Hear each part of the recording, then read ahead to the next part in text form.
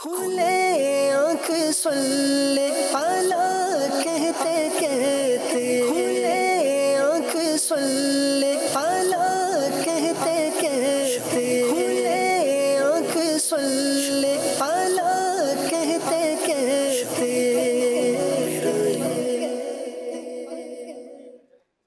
اللہ اللہ کیے جانے سے اللہ نہ ملے، اللہ والے ہیں جو اللہ سے ملا دیتے ہیں۔ سبحان اللہ۔ اللہ اللہ کیے جانے سے اللہ نہ ملے، اللہ والے ہیں جو اللہ سے ملا دیتے ہیں، اللہ والے ہیں جو اللہ سے ملا دیتے ہیں۔ سبحان اللہ۔ الحمدللہ رب العالمین والصلاة والسلام علی خاتم النبیین، اما بعد فاعوذ باللہ من الشیطان الرجیم، بسم اللہ الرحمن الرحیم۔ الصلاة والسلام علیک یا رسول اللہ، الصلاة والسلام علیک یا حبیب اللہ، الصلاة والسلام علیک یا نبی اللہ وعلی آلک واصحابک یا نور اللہ۔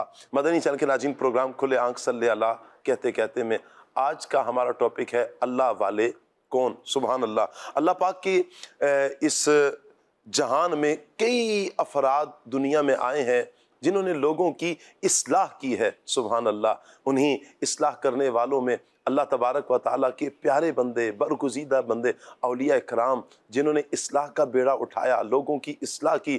ایک ایک فرد نے کئی لاکھ افراد کی اصلاح کی ہے۔ اس طرح کی مثالیں آج تک کے زمانہ میں ہمیں نظر آتی ہیں۔ غوث پاک رحمۃ اللہ تعالیٰ علیہ کے ہاتھ پر کتنے ہی غیر مسلم کلمہ پڑھ کر دائرہ اسلام میں داخل ہوتے ہیں۔ خواجہ معین الدین چشتی اجمیری رحمۃ اللہ تعالیٰ علیہ کی سیرت کو دیکھا جائے، کتنے ہی غیر مسلم جو آپ رحمت اللہ تعالیٰ علیہ کے ہاتھ پہ تائب ہوتے ہیں، اسلام قبول کرتے ہیں، کئی گناہگار گناہوں سے تائب ہو جاتے ہیں، توبہ کرتے ہیں اور اپنی زندگی نیکیوں میں بسر کرتے ہیں۔ اسی طرح اولیاء کرام کی ایک طویل فہرست ہے، سبحان اللہ۔ یقیناً اللہ تبارک و تعالیٰ کے اولیاء یہ بڑے برگزیدہ بندے ہوتے ہیں، اللہ والے بڑے نیک بندے، رب کے بندے ہیں، اللہ والے ہیں، سبحان اللہ۔ جب رب کے بندے ہیں تو ان سے محبت، ان سے عقیدت کیوں نہ کی جائے۔ اللہ والوں کا ذکر کیا قرآن پاک میں ملتا ہے؟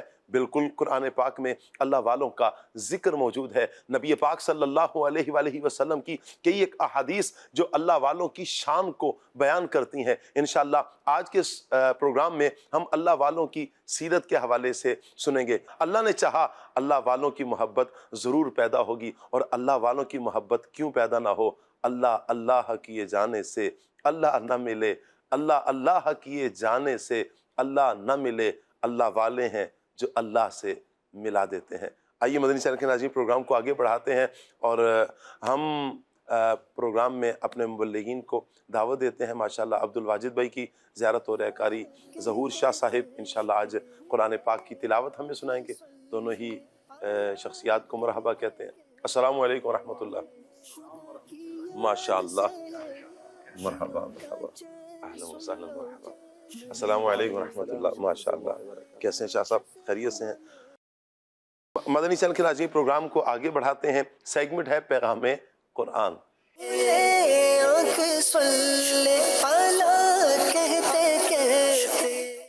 اعوذ باللہ من الشیطان الرجیم، اللہ کی پناہ مانگتا ہوں میں شیطان مردود سے۔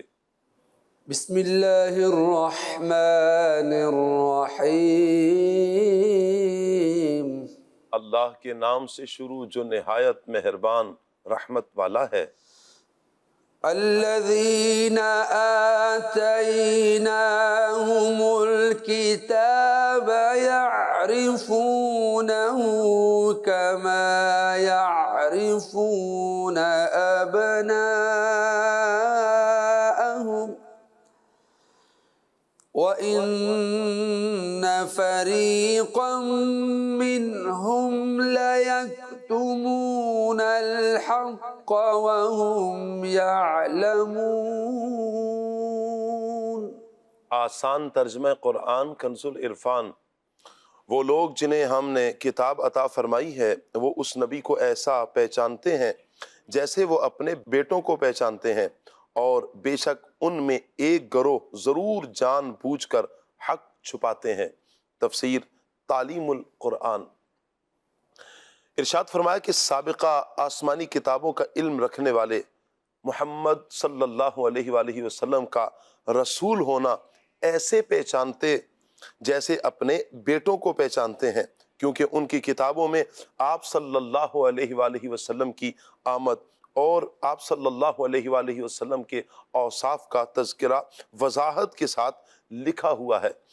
مزید فرمایا کہ اہل کتاب کا ایک بڑا گروہ وہ نبی کریم صلی اللہ علیہ وآلہ وسلم کے متعلق تورات و انجیل کی ان باتوں کو جان بوجھ کر چھپاتا ہے تاکہ لوگ ان کا مذہب چھوڑ کر اسلام قبول نہ کر لیں۔ اہم باتیں: نمبر 1، یہودی نبی کریم صلی اللہ علیہ وآلہ وسلم کو پہچانتے تو تھے مگر مانتے نہیں تھے، کیونکہ صرف پہچاننا ایمان نہیں بلکہ ماننا یہ ایمان ہے۔ نمبر 2، بغیر کسی صحیح مقصد کے جان بوجھ کر حق بات چھپانا یہ گناہ ہے۔ الحق من ربك فلا تكونن من الممترين۔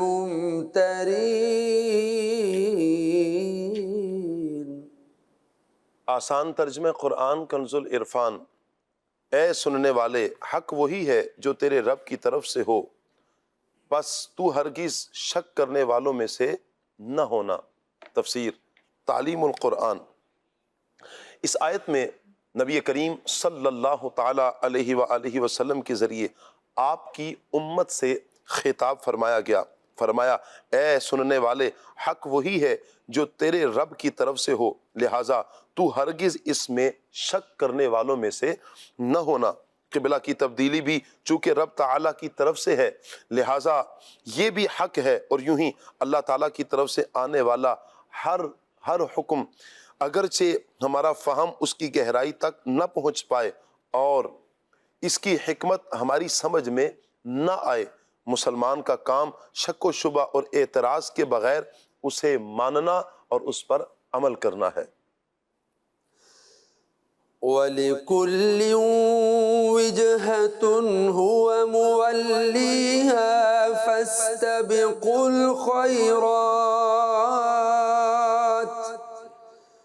أَيْنَمَا تَكُونُوا يَأْتِ بِكُمُ اللَّهُ جَمِيعًا إِنَّ اللَّهَ عَلَى كُلِّ شَيْءٍ قَدِيرٌ۔ آسان ترجمہ قرآن کنز العرفان۔ اور ہر ایک کے لیے توجہ کی ایک سمت ہے جس کی طرف وہ منہ کرتا ہے تو تم نیکیوں میں آگے نکل جاؤ۔ تم جہاں کہیں بھی ہوگے اللہ تم سب کو اکٹھا کر لائے گا، بے شک اللہ ہر شے پر قدرت رکھنے والا ہے۔ تفسیر تعلیم القرآن۔ یہاں قبلہ کی تبدیلی کرنے کی حکمت بیان کی گئی ہے کہ ہر امت کا ایک قبلہ مقرر کیا گیا ہے جس کی طرف منہ کر کے وہ نماز ادا کرتے ہیں۔ اسی طرح امت محمدیہ کے خصوصی امتیاز کے لیے ان کا قبلہ دوسروں سے جدا بنا دیا گیا اور یہ کبھی تبدیل نہیں ہوگا۔ تو اب اسی بحث میں نہ رہو بلکہ عبادت و اطاعت الہی اور دین کے کاموں میں ایک دوسرے سے آگے نکلنے کی کوشش کرو۔ تم دنیا میں جہاں کہیں بھی ہوگے سبھی کو اللہ تعالیٰ قیامت کے دن جزا و سزا کے لیے اکٹھا کر لائے گا، بے شک اللہ تعالیٰ ہر چیز پر خوب قادر ہے۔ درس مال، منصب، شہرت وغیرہ میں نہیں بلکہ اللہ کریم کی فرما برداری میں آگے نکلنے کی کوشش کرنی چاہیے۔ صحابہ کرام رضی اللہ تعالیٰ عنہم کی سیرت میں اس کے بہت سے واقعات ہمارے سامنے ہیں، جیسے غزوہ تبوک کے موقع پر حضرت فاروق اعظم رضی اللہ تعالیٰ عنہ آدھا تو صدیق اکبر رضی اللہ تعالیٰ عنہ گھر کا سارا سامان راہ خدا میں دینے کے لیے لے کر آ گئے۔ وَلِكُلٍّ وجهة هو موليها فاستبقوا الخيرات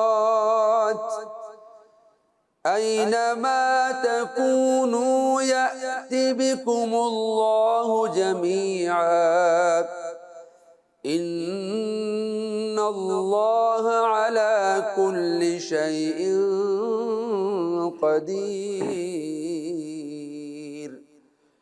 صدق اللہ العظیم۔ جزاک اللہ۔ اللہ پاک نور قرآن سے ہم سب کے سینوں کو منور فرمائے۔ قرآن اور سنت کے مطابق اللہ پاک ہمیں اپنی زندگی بسر کرنے کی توفیق عطا فرمائے۔ یہ ہمارا پیارا قرآن اللہ پاک کے نیک بندوں کی، اللہ والوں کی شان کو بیان کرتا ہے۔ جب قرآن اللہ والوں کی شان کو بیان کر رہا ہے، یہ غم سے چھٹکارے کا ان کے لیے اعلان کر رہا ہے۔ الا ان اولیاء اللہ لا خوف علیہم ولا هم یحزنون کے قصیدے اللہ والوں کے لیے جب قرآن پڑھ رہا ہے، سنا رہا ہے، تو ہم پر کتنا لازم ہے کہ ہم اللہ والوں کی محبت کو اپنے سینوں میں بٹھا لیں۔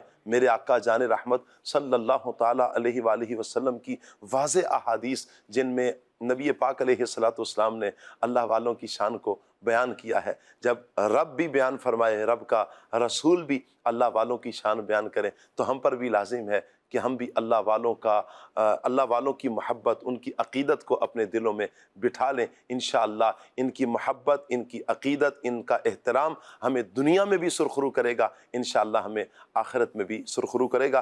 آج کا ٹاپک ہمارا رہے گا مدنی چینل کے ناظرین، اللہ والے کون؟ کلام کی طرف بڑھتے ہیں۔ وقار بھائی سے آج ہم انشاءاللہ کلام سنیں گے۔ جی وقار بھائی۔ صلو علی الحبیب صلی اللہ علیہ محمد صلی اللہ علیہ وسلم، صلاۃ و سلام علیک یا سیدی یا رسول اللہ،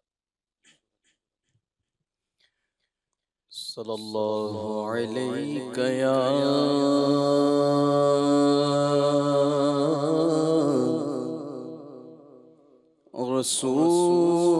رسول اللہ،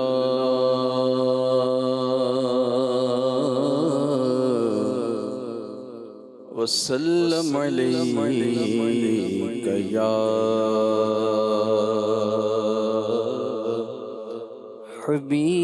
حبیب اللہ، صلی اللہ علیک یا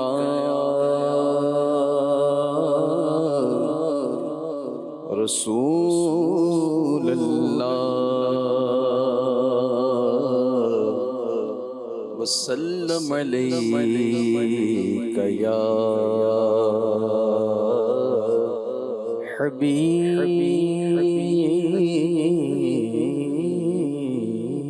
حبیب اللہ۔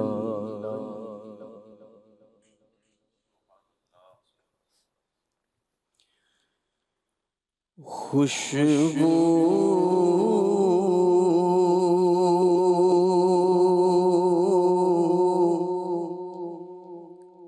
ہے دو عالم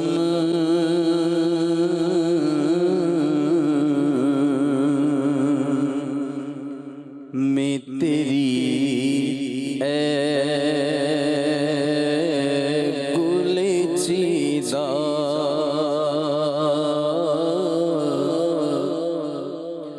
خوشبو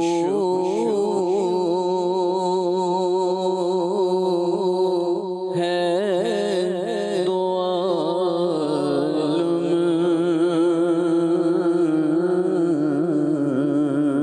میں تیری اے گل چیدہ،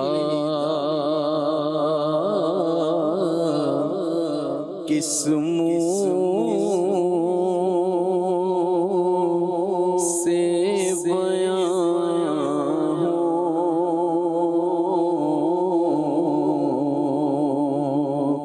تیرے اوصاف حمیدہ، کس منہ سے بیان ہوں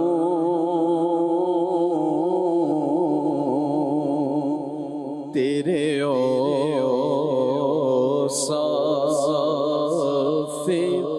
حمیدہ کس منہ سے بیان ہو،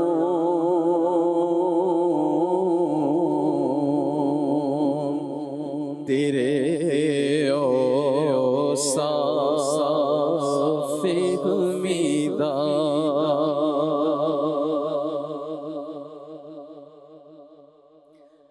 سیرت ہے تیری جوہر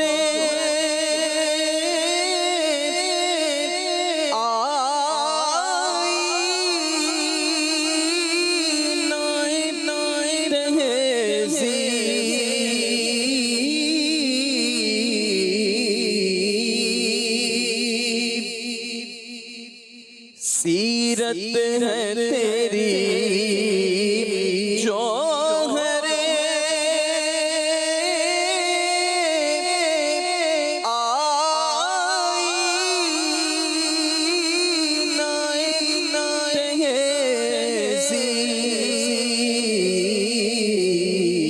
تہذیب روشن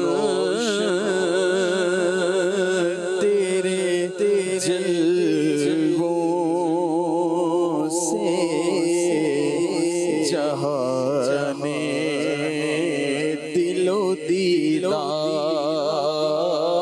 دیدار روشن تیرے جلووں سے جہان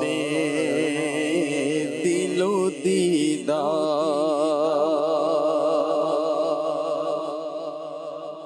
تجھ سا کوئی آیا ہے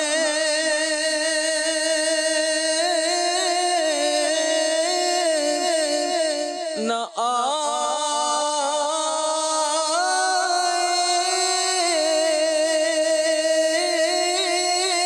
آئے گا جہاں میں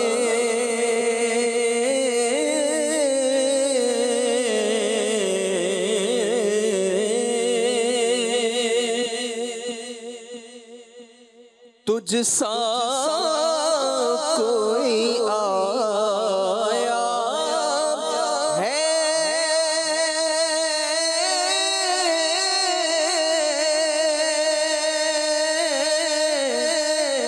نہ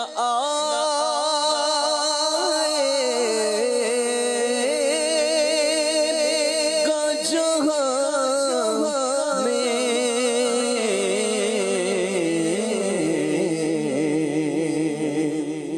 دیتا ہے گواہی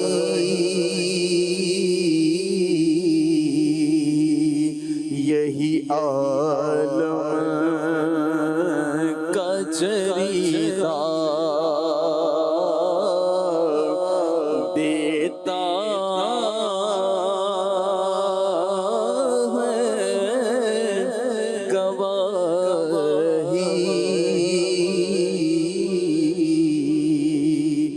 یہی عالم کا جریدہ کہ ایسا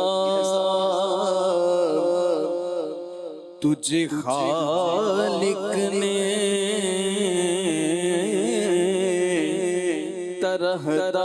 طرحدار بنایا یوسف کو تیرا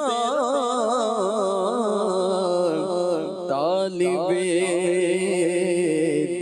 دیدار بنایا کونین بنائے گئے سرکار کی خاطر کونین کی خاطر تمہیں سرکار بنایا تجھ سا کوئی آیا ہے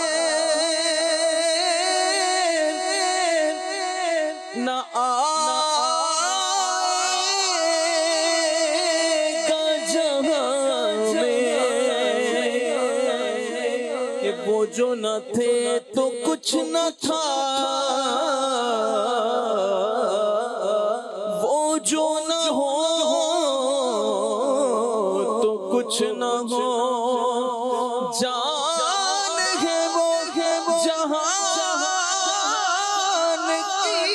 کی، جان ہے تو جہان ہے، تجھ سا کوئی آیا ہے کہ ارباب نظر کو کوئی ایسا نہ ملے گا،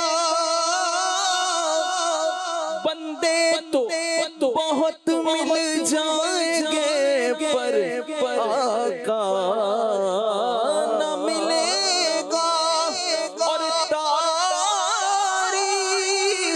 اگر ڈھونڈے گی ثانی محمد، ثانی تو بڑی چیز ہے، سایہ نہ ملے گا، تجھ سا کوئی آیا ہے نہ آئے گا جہاں میں،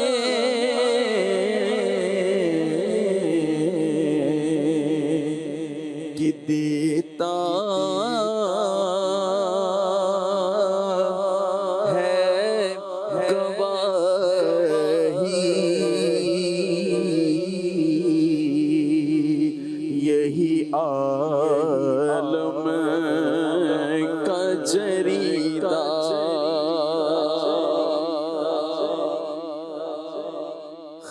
خیرات مجھے اپنی محبت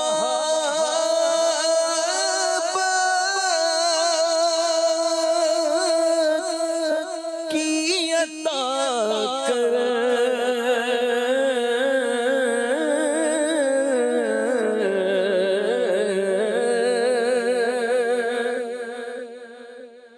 خیرات مجھے اپنی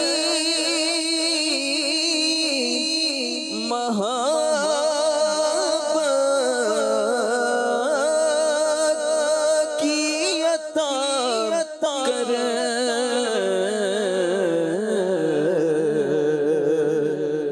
آیا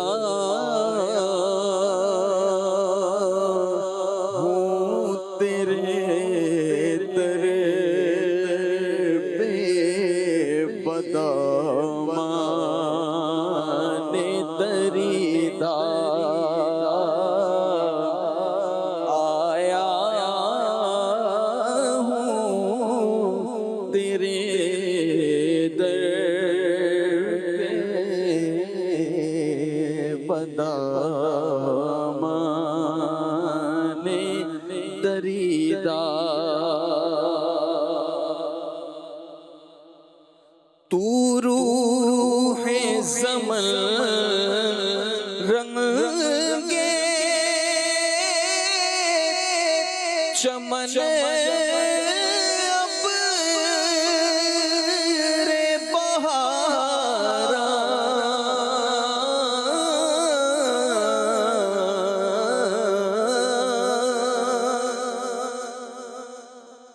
تو روح زمن رنگے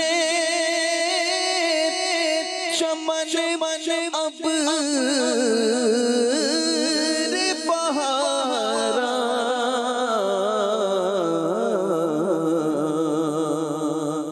تو حسن سخن شان ادب جان قصیدہ، تو حسن سخن شان ادب جان قصیدہ اے رحمت عالم تیری یادوں کی بدولت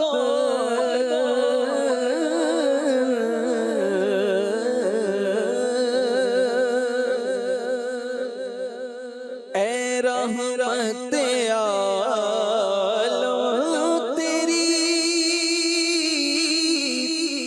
یادوں کی بدولت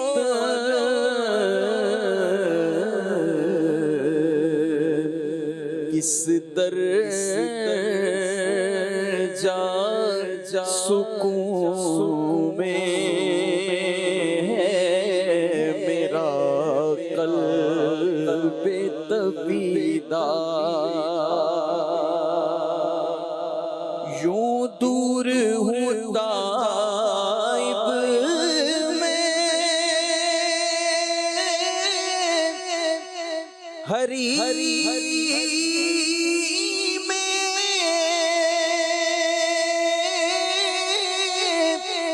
نبوی سے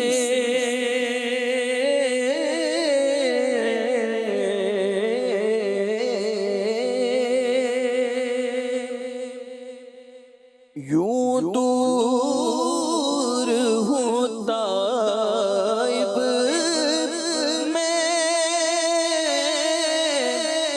حریم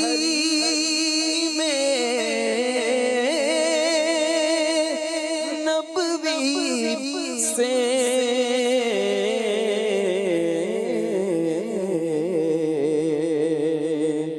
صحرا میں ہو جس طرح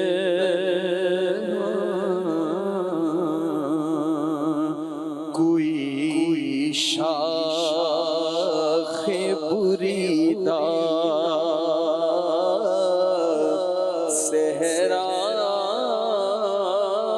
میں ہو جس طرح کوئی شاخ بریدہ قسموں سے بیان ہو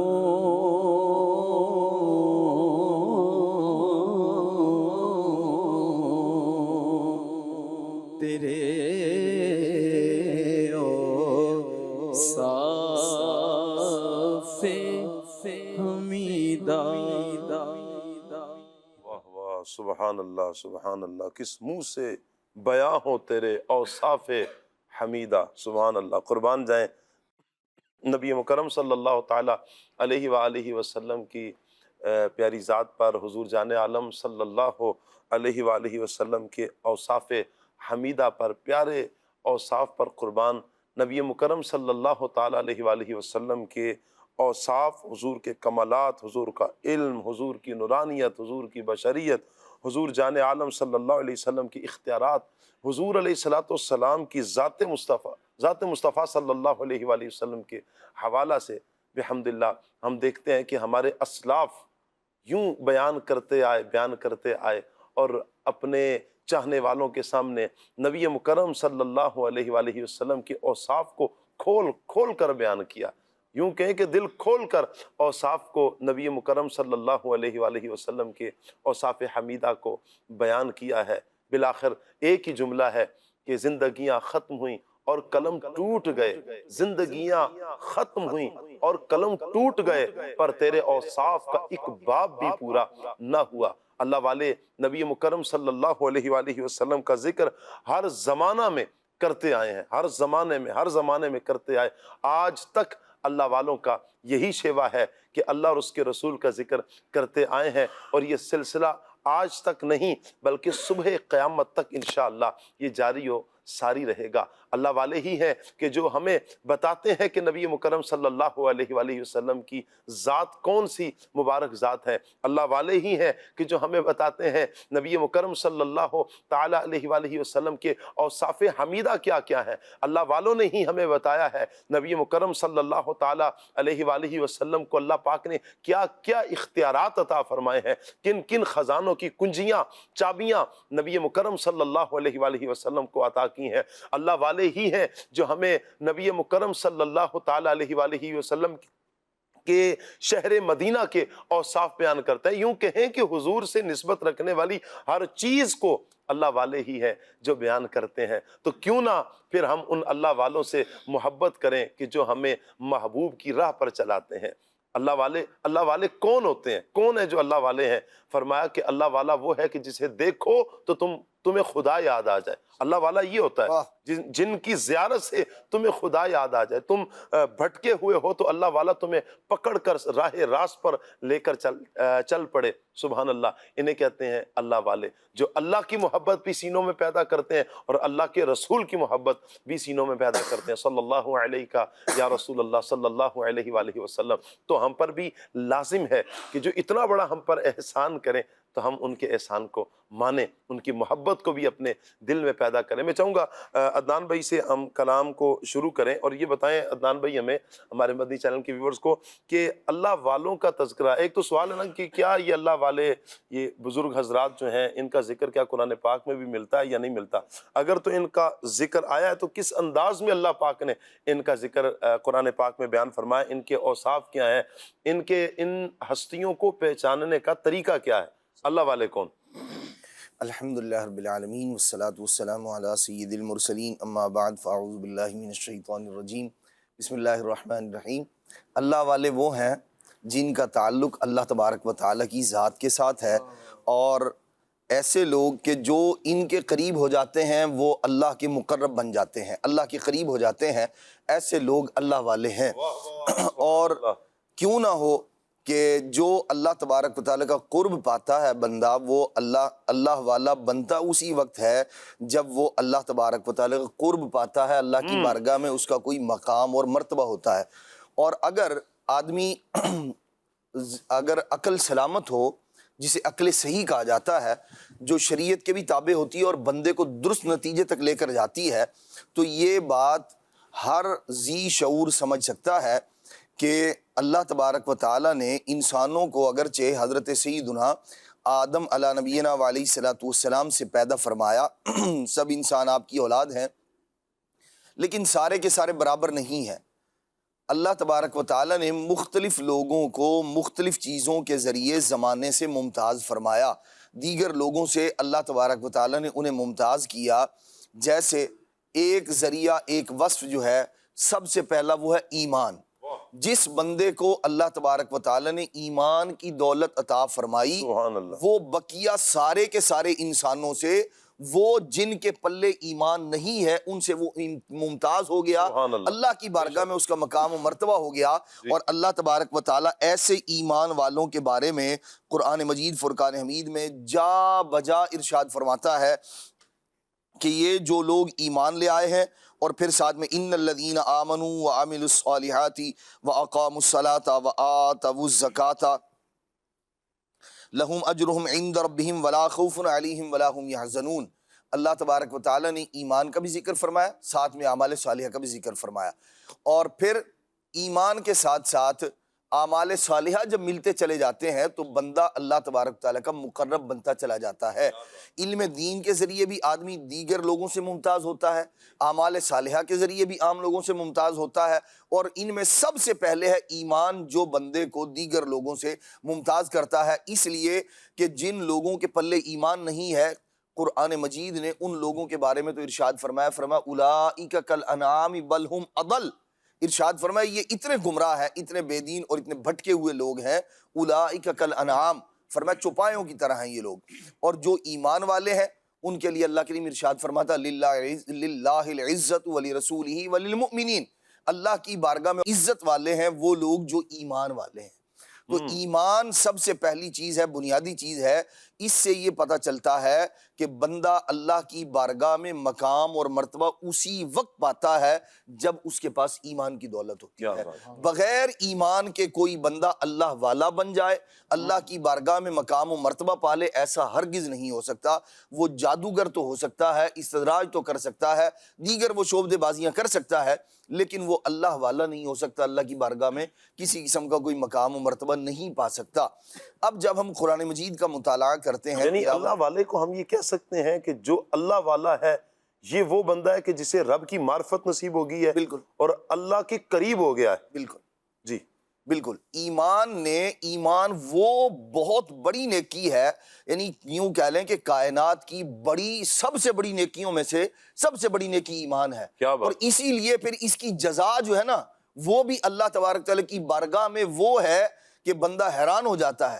ایمان یعنی ہر چیز کی بنیاد یہ ہے، آپ کا کوئی عمل نیک اس وقت بنتا ہے، اللہ کی بارگاہ میں قبولیت کے لائق اس وقت بنتا ہے جب بندے کے پاس ایمان ہو، ورنہ وہ کچھ بھی کرتا رہے، وہ اسے تھکا دینے والا عمل تو ہو سکتا ہے کوئی، لیکن وہ اللہ کی بارگاہ میں درجہ قبولیت یا اس بندے کا کوئی مقام مرتبہ بنانے والی کوئی نیکی ہرگز نہیں ہو سکتی۔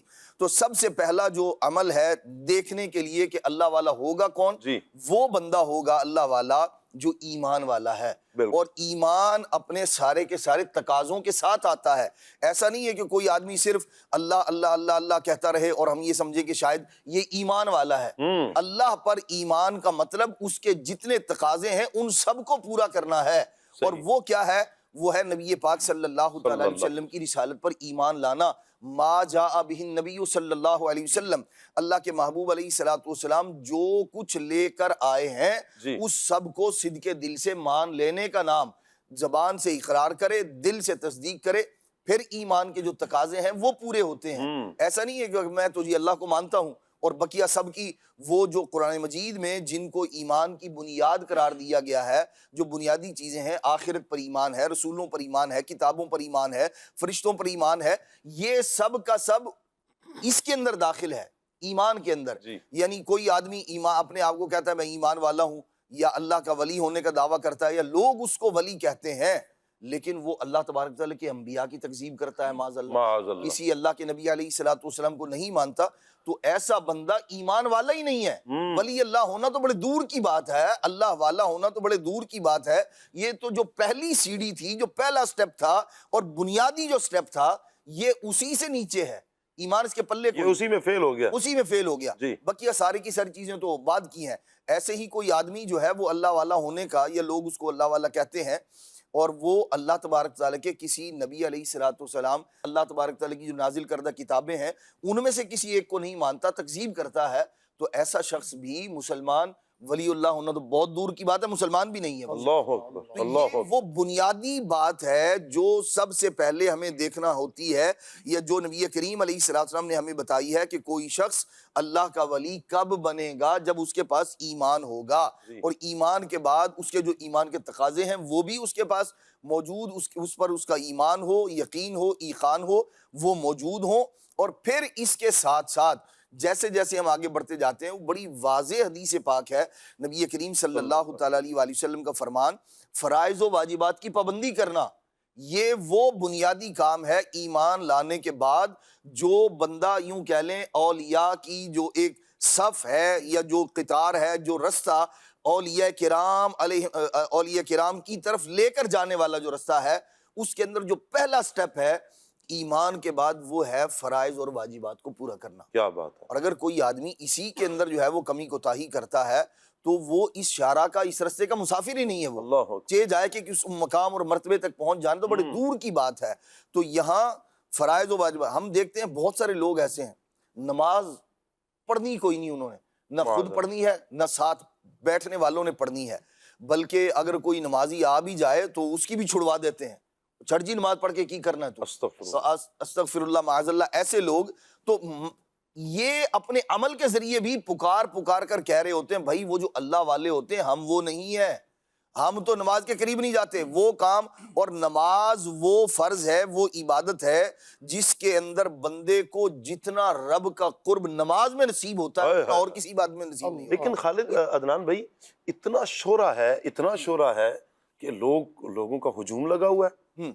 تو آپ تو کہہ رہے ہیں کہ بھئی وہ اگر نماز نہیں پڑھتا, لیکن لوگوں کا پھر ہجوم کیوں اتنا لگ گیا؟ شاہ صاحب دجال کے قریب بڑے لوگوں کا ہجوم لگا ہوا ہوگا. جب یہ آئے گا تو لوگ اس کو ماننے والے بھی لوگ ہوں گے, علمان والحفیظ. یہ اس طرح کے سوالات لوگوں کے ذہن میں آتے ہیں کہ بالکل اتنے زیادہ لوگوں کا ہجوم ہو گیا, ایسے تھوڑی ہو گیا. اصل میں دیکھیں, جب ہم معیار حق اور باطل کا معیار جب ہم خود سے بنائیں گے نا تو پھر ایسے ٹھوکریں کھائیں گے کہ جب کسی آدمی کے نزدیک 150 آدمی دیکھے تو کہا بھئی یہ تو اللہ کا ولی ہے, یہ تو پہنچا ہوا ہے. جی میں چاہوں گا یہاں ایک لائن ایسی ہمیں مل جائے نا جس میں اتنا ہو کہ اگر کوئی بندہ اللہ والوں کی صحبت اختیار کرنے کے لیے جانا چاہتا ہے وہ ایک نظر میں پہچان لے. سب سے پہلے تو اسے عقائد کو دیکھنا پڑے گا جو آپ ارشاد فرما رہے ہیں. اچھا, ان عقائد میں کیا صحابہ کرام کا بھی آئے گا کہ صحابہ کرام کو بھی مانتا ہو؟ شیخین کریمین کی عزت ہے, جناب حضرت علی المرتضیٰ ہیں, خلفائے راشدین ہیں, عشرہ مبشرہ ہیں, بدری صحابہ ہیں, حضرت امیر معاویہ رضی اللہ تعالیٰ عنہ ہیں, حضرت ابو سفیان رضی اللہ تعالیٰ, یہ ان سارے صحابہ جتنے بھی صحابہ کرام ہیں ان ساروں کو مانے, پھر اہل بیت اطہار کو ماننا ہو, کیا یہ اس کے لیے ضروری ہوگا؟ ایسا بالکل ضروری ہے. یہ اہل سنت و جماعت جو نبی کریم صلی اللہ تعالیٰ علیہ وآلہ وسلم کے اصحاب کے طریقے پر ہیں, جو حضور کی سنت پر ہے, وہ جماعت جس کی پیروی کا ہر زمانے میں علماء, مشائخ اور دیگر جو ہے نا وہ بعد کے بڑے بڑے مفسرین کرام, محدثین اعظام جس رستے کا پتہ دیتے آئے ہیں کہ حق والے کون ہیں, درست کون ہیں, ان کی نشانیاں کیا ہیں, ان کی علامات کیا ہیں, وہ سب کے سب اہل سنت و جماعت ہی کا پتہ دیتے آئے ہیں کہ جو ایمان و عقیدہ, جو نظریہ ان کا ہے, وہ امام طحاوی رحمۃ اللہ تعالیٰ علیہ نے اپنے جو عقیدے پر رسالہ ہے آپ کا, اس کے اندر بھی آپ نے ذکر فرمایا, امام اعظم ابو حنیفہ نے بھی, دیگر یعنی جو اہل سنت کے عقائد ہیں ان میں سے اہل بیت اطہار کے ساتھ محبت, صحابہ کرام علیہم رضوان کے ساتھ محبت, دونوں کا ادب, احترام, نبی کریم علیہ السلام کی محبت, اطاعت, فرمانبرداری, یہ سب کا سب, اور جو اہل سنت و جماعت کی نشانیاں ہیں بالخصوص حضرات شیخین کریمین کی افضلیت, بلکہ جو 4 صحابہ کرام علیہم رضوان ہیں علی ترتیب, جو ان کی خلافت کی ترتیب ہے اس کے اعتبار سے ان کی تصدیق کرنا اور انہیں ماننا, اور پھر اہل بیت اطہار کا جو مقام و مرتبہ ہے اس کو بھی تسلیم کرنا, یہ سب کا سب وہ ہے جو بندے کے درست رستے پر ہونے کے لیے لازم و ضروری ہے. ورنہ وہ بھولا بھٹکا تو ہو سکتا ہے, گمراہ بے دین سے ہو سکتا ہے, لیکن وہ درست رستے پر نہیں ہو سکتا. اس لیے جو بنیادی چیزیں ہیں, جو معیار اللہ رسول اور اللہ رسول کو ماننے والے جو بڑے بڑے ائمہ, علماء, صلحاء کا جو عطا کردہ اصول ہے غلط اور صحیح کا, حق اور باطل کا, اگر اس کو اپنائیں گے تو پھر ہم یہ ٹھوکریں کھانے سے بچ جائیں گے کہ جہاں کہیں 150 آدمی دیکھے اور کہا کہ بھئی یہی پہنچا ہوا, یہی اللہ کا ولی ہے. ایسا نہیں ہے, بلکہ ولایت کے لیے جو اسلام نے معیار مقرر کیا ہے وہی دیکھا جائے گا, اور وہی معیار ہے.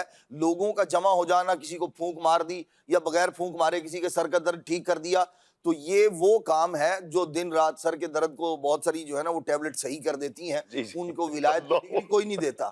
اسی طرح ایسے بہت سارے ڈاکٹر ہیں, تو وہ یعنی کوئی آدمی یہ نہیں کہتا جی یہ غوث زماں ہے, قطب زماں ہے, اور یہ جی ابدال ہیں اور فلاں ہیں.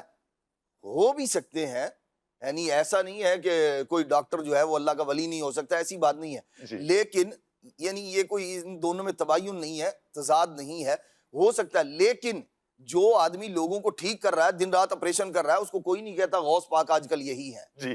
تو یہ ایک جدا معیار ہے, وہ ایک جدا معیار ہے. درست فرمایا. جی خالد بھی کچھ فرما رہا ہے. میں یہ کہہ رہا ہوں, قرآن پاک میں یہ جو انہوں نے فرمایا, قرآن پاک میں بھی صراحتاً اولیاء کی نشانی یہی بیان کی گئی ہے, جہاں ہم پڑھتے ہیں الا ان اولیاء اللہ لا خوف علیہم ولا هم یحزنون. اس کے بعد جو اولیاء کی پھر علامت بیان کی گئی بنیادی طور پہ وہ یہی ہے کہ الذین آمنوا, کہ وہ ایمان والے, اور وہ کانوا یتقون, اور ماضی استمراری کا پاس کنٹینیوس کا یہاں پہ صیغہ استعمال ہوا ہے, وہ کانوا یتقون, وہ تقوی والے تھے, یعنی اپنی زندگی کے اندر جو ہے وہ تقوی کے ساتھ آئے ہیں. اور تقوی سے مراد ہی یہ ہے کہ وہ تمام رذائل سے بچتے تھے, یعنی قباحتوں سے بچتے تھے, گناہوں سے بچتے تھے, اور نیکیاں اپناتے تھے. تقوی کی حقیقت یہی ہے. تو اب وہ اللہ تعالیٰ نے قرآن میں ان کی علامت ہی یہ بیان کی. اب جب یہ علامت ہی نہیں پائی جا رہی, یعنی پہلی شرط ایمان ہے وہ نہیں ہے, یا دوسری شرط جو بیان کی کہ وہ وکانو یتقون، تو کیسے ہم کہہ سکتے ہیں کہ یہ جو ہے وہ اللہ کا ولی ہو سکتا ہے؟ اللہ اکبر. اچھا عدنان اسی سے ریلیٹڈ جی ایک بات کرنا چاہوں گا کہ آپ نے فرمایا کہ بڑا جمگھٹا لگا ہوتا ہے، بڑے لوگ ہوتے ہیں. تو شاہ جی دیکھیں، جہاں اصل ہوتی ہے نا وہاں نقل بھی ہوتی ہے، کیا بات ہے. اور نقل بنانے والا یہ کوشش کرتا ہے کہ وہ اصل کے جیسا نہ ہو بلکہ اصل سے بھی بڑھ جائے. اللہ اکبر. تو ہوتا یہ ہے کہ جو نقلی ہوتے ہیں نا، بعض اوقات وہ اصل کی کاپی کرتے کرتے ایسی کاپی کرتے ہیں کہ بظاہر وہ اصل سے بڑھ جاتے ہیں. اور عوام جو ہوتی ہے وہ جو چیز زیادہ مزین ہو، زیادہ چمکیلی ہو، چمکدار ہو، بہت زیادہ نمایاں ہو، وہ اس کی طرف زیادہ جاتی ہے. تو بعض اوقات جو اصل چیز پائیدار ہوتی ہے وہ کم بکتی ہے، جی لیکن جو اس کی نقل ہوتی ہے وہ سستی اور چیپ ہوتی ہے اور وہ زیادہ فروخت ہوتی ہے. جی. تو اسی وجہ سے بعض اوقات جمگھٹا زیادہ ہوتا ہے کہ عوام کو وہ چاہیے ہوتا ہے کہ خود بھی سہولت میں رہے اور ہمیں بھی سہولت میں رکھے. وہ بھی نماز نہیں پڑھتا اور ہمیں بھی نماز پڑھنے کا نہ کہے. جی. تو جہاں یہ چیزیں ہوتی ہیں وہاں جمگھٹا بعض اوقات زیادہ ہوتا ہے. جی. اس کے بعد اگلی بات میں یہ عرض کروں گا کہ الذین آمنوا وکانوا یتقون. جی. دو چیزیں عدنان بھائی نے بڑی خوبصورتی سے ان کو سمرائز کیا کہ ایمان ہو اور تقوی ہو. جی. ایمان اور تقوی، نفس ایمان میں مومنین اور صالحین یعنی اولیاء برابر ہوتے ہیں. جی. لیکن ایمان کی جو قوت ہوتی ہے وہ اولیاء میں زیادہ ہوتی ہے. عوام میں بھی متقی ہوتے ہیں لیکن ولایت کے لیے جو تقوی چاہیے ہوتا ہے وہ بہت آگے کا درجہ ہوتا ہے. تو اولیاء عوام سے ایمان کی قوت میں اور عمل کی استقامت میں ممتاز ہوتے ہیں. اس کے بعد یہ ہے کہ اولیاء کی صحبت میں بیٹھنے سے پتہ چلتا ہے کہ ولی کون ہے. صحیح. یعنی اولیاء کے بارے میں یہ فرمایا گیا کہ ولی وہ ہے کہ جب تم اس کی صحبت میں جاؤ تو تمہیں اللہ یاد آئے. کیا بات. اذا رؤوا ذکر اللہ.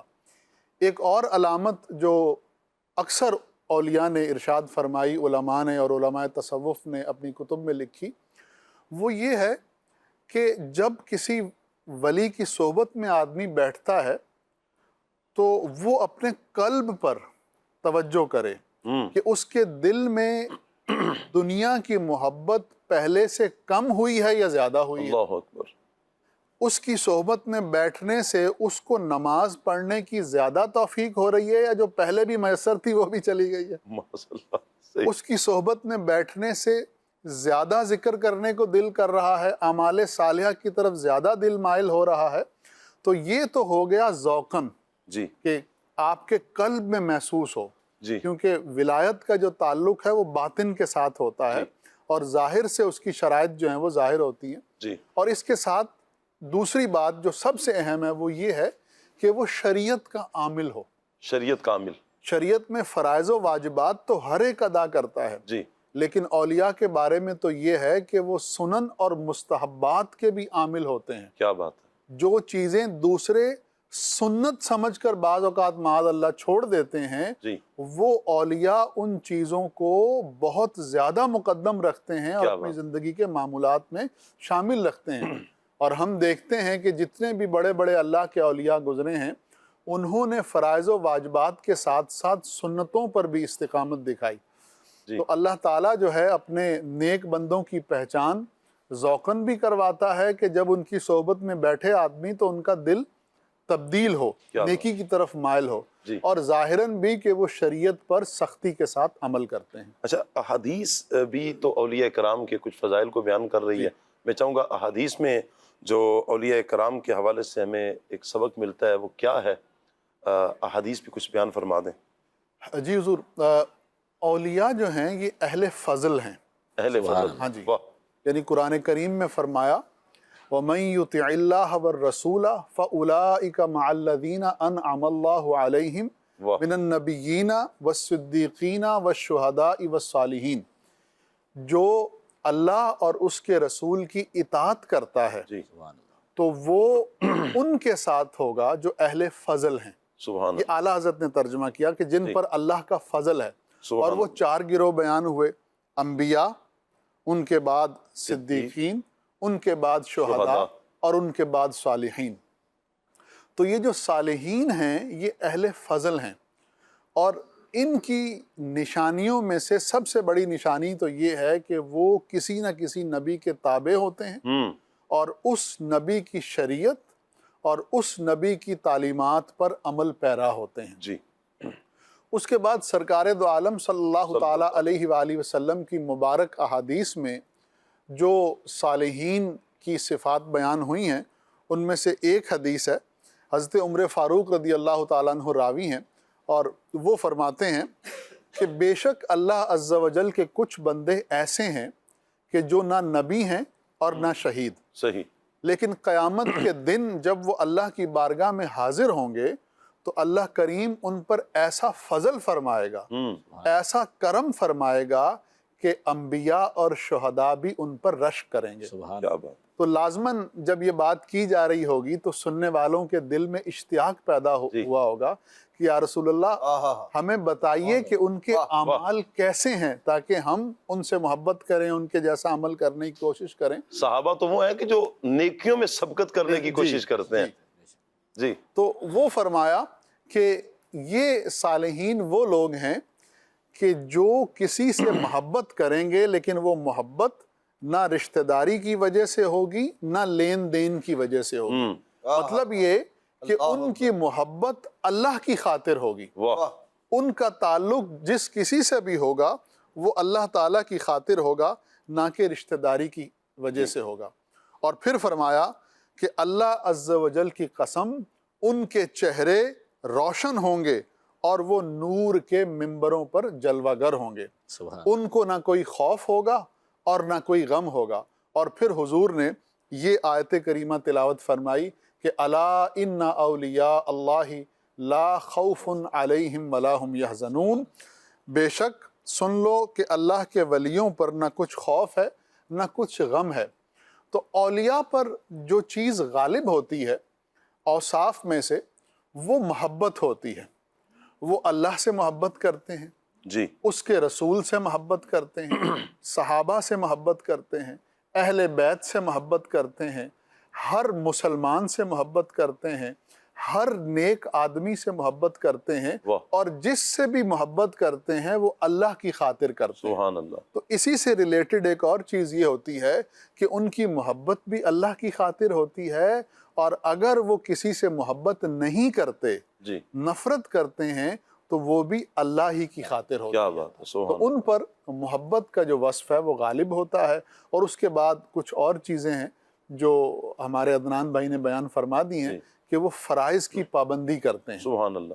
یعنی یوں کہہ سکتے ہیں کہ عبدالواجد بھائی کہ اللہ تبارک و تعالیٰ کے اولیاء وہ نبی پاک صلی اللہ علیہ وآلہ وسلم کی سنتوں کے سانچے میں ڈھلے ہوتے ہیں. سبحان اللہ. جی، ایسی سنتوں کے سانچے میں ڈھلے ہوتے ہیں کہ نہ صرف خود بلکہ جو ان کی صحبت میں آتا ہے، ان کے پاس آتا ہے، وہ انہیں بھی سنت کا آئینہ دار بنا دیتے ہیں. جی بالکل ایسا. وہ انہیں بھی سنت مصطفیٰ یعنی عشق مصطفیٰ کے جام جو انہوں نے پیے ہیں نا، عشق مصطفیٰ صلی اللہ علیہ وسلم کی، چونکہ یہ داڑھی شریف رکھنا، یہ امام شریف کا تاج سجوا دینا، یہ تہجد میں اٹھانا، وہ کہا نا اٹھ فریدہ ستے ہوں چل چاڑو دے مسیت، تو ستے ہوں تیرا رب جاگے تیری ڈاڈے نال پریت. تو یہ کیوں ہے؟ یہ عشق ہے. یہ عشق کا ایک لیول ہے کہ وہ آدھی رات کو بھی اٹھاتا ہے کہ جب لوگوں کو نیند آ رہی ہوتی ہے تو یہاں یہ بے چینی ہے، بے قرار ہے، اسے بستر پہ چین نہیں مل رہا، اسے سردیوں کی سخت رات میں بھی ٹھنڈے پانی کے ساتھ وضو کر کے سجدے میں جو لذت ملتی ہے، جو ہمیں نرم بستر پر اور سردیوں میں گرم بستر پر جو ہمیں چین کی نیند ملتی ہے، جو سکون اور راحت ملتا ہے، یوں کہیں کہ اللہ والے وہ ہیں انہیں ان سجدوں میں لذت ملتی ہے. ان سجدوں میں بھی فرماتا نا کانو قلیلا من اللیل ما یہجعون، کہ میرے جو بندے ہیں وہ رات کو کم سوتے ہیں اور جب سحر ہوتی ہے تو پھر بھی رب کی بارگاہ میں توبہ استغفار کر رہے ہوتے ہیں. سبحان اللہ. یعنی رات کو جاگ کے عبادت کرتے ہیں، عبادت میں گزارتے ہیں، اس کے باوجود صبح رب کی بارگاہ میں توبہ استغفار اور اپنے آپ کو سب سے بڑا گناہ گار سمجھ رہے ہوتے ہیں. یعنی ان کے اندر عاجزی و انکساری ایسی ہوتی ہے. اور اسی طرح جہاں قرآن پاک میں اللہ تعالیٰ نے اولیاء کی ایک ہی جگہ پہ اپنے بندوں کی 11 صفات بیان کی ہیں. سورہ فرقان کے اندر جو ہے ایک ہی جگہ وَعِبَادُ الرَّحْمَنِ الَّذِينَ يَمْشُونَ عَلَى الْأَرْضِ هَوْنًا، یہاں سے اللہ نے اپنے بندوں کی، آج ہم کہیں کہ اللہ والے کون، تو اگر کوئی پڑھنا چاہتا ہے اللہ والے کون تو سورہ فرقان کا یہ آخری رکوع پڑھے، جی۔ ایک رکوع کے اندر ہی اللہ تعالیٰ نے 11 جو ہے وہ صفات بیان کی ہیں، اللہ جیسے وہ جو آیت مبارکہ ہے الا ان لا خوف علیہم ولا هم یحزنون، جی۔ یہ بھی قرآن پاک میں 11 جگہ پہ آیا ہے، اللہ لا خوف علیہم ولا هم یحزنون۔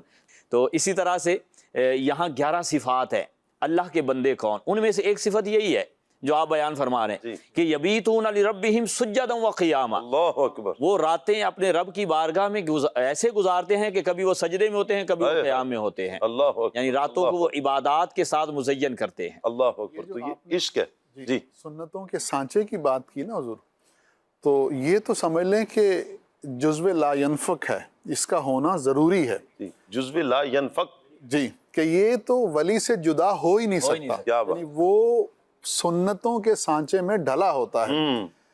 حضرت جنید بغدادی رحمۃ اللہ تعالی علیہ کی بارگاہ میں ایک شخص حاضر ہوا اور اس نے یہ سنا تھا کہ جنید نام کا ایک شخص ہے اور وہ بہت بڑا اللہ کا ولی ہے، جی تو وہ یہ سوچ کر حضرت جنید بغدادی کی بارگاہ میں آیا کہ چونکہ اللہ کے ولی ہیں جی تو ہو سکتا ہے کہ میں یہ دیکھوں کہ وہ پانی پر چلتے ہوں، جی، ہوا میں اڑتے ہوں۔ صحیح۔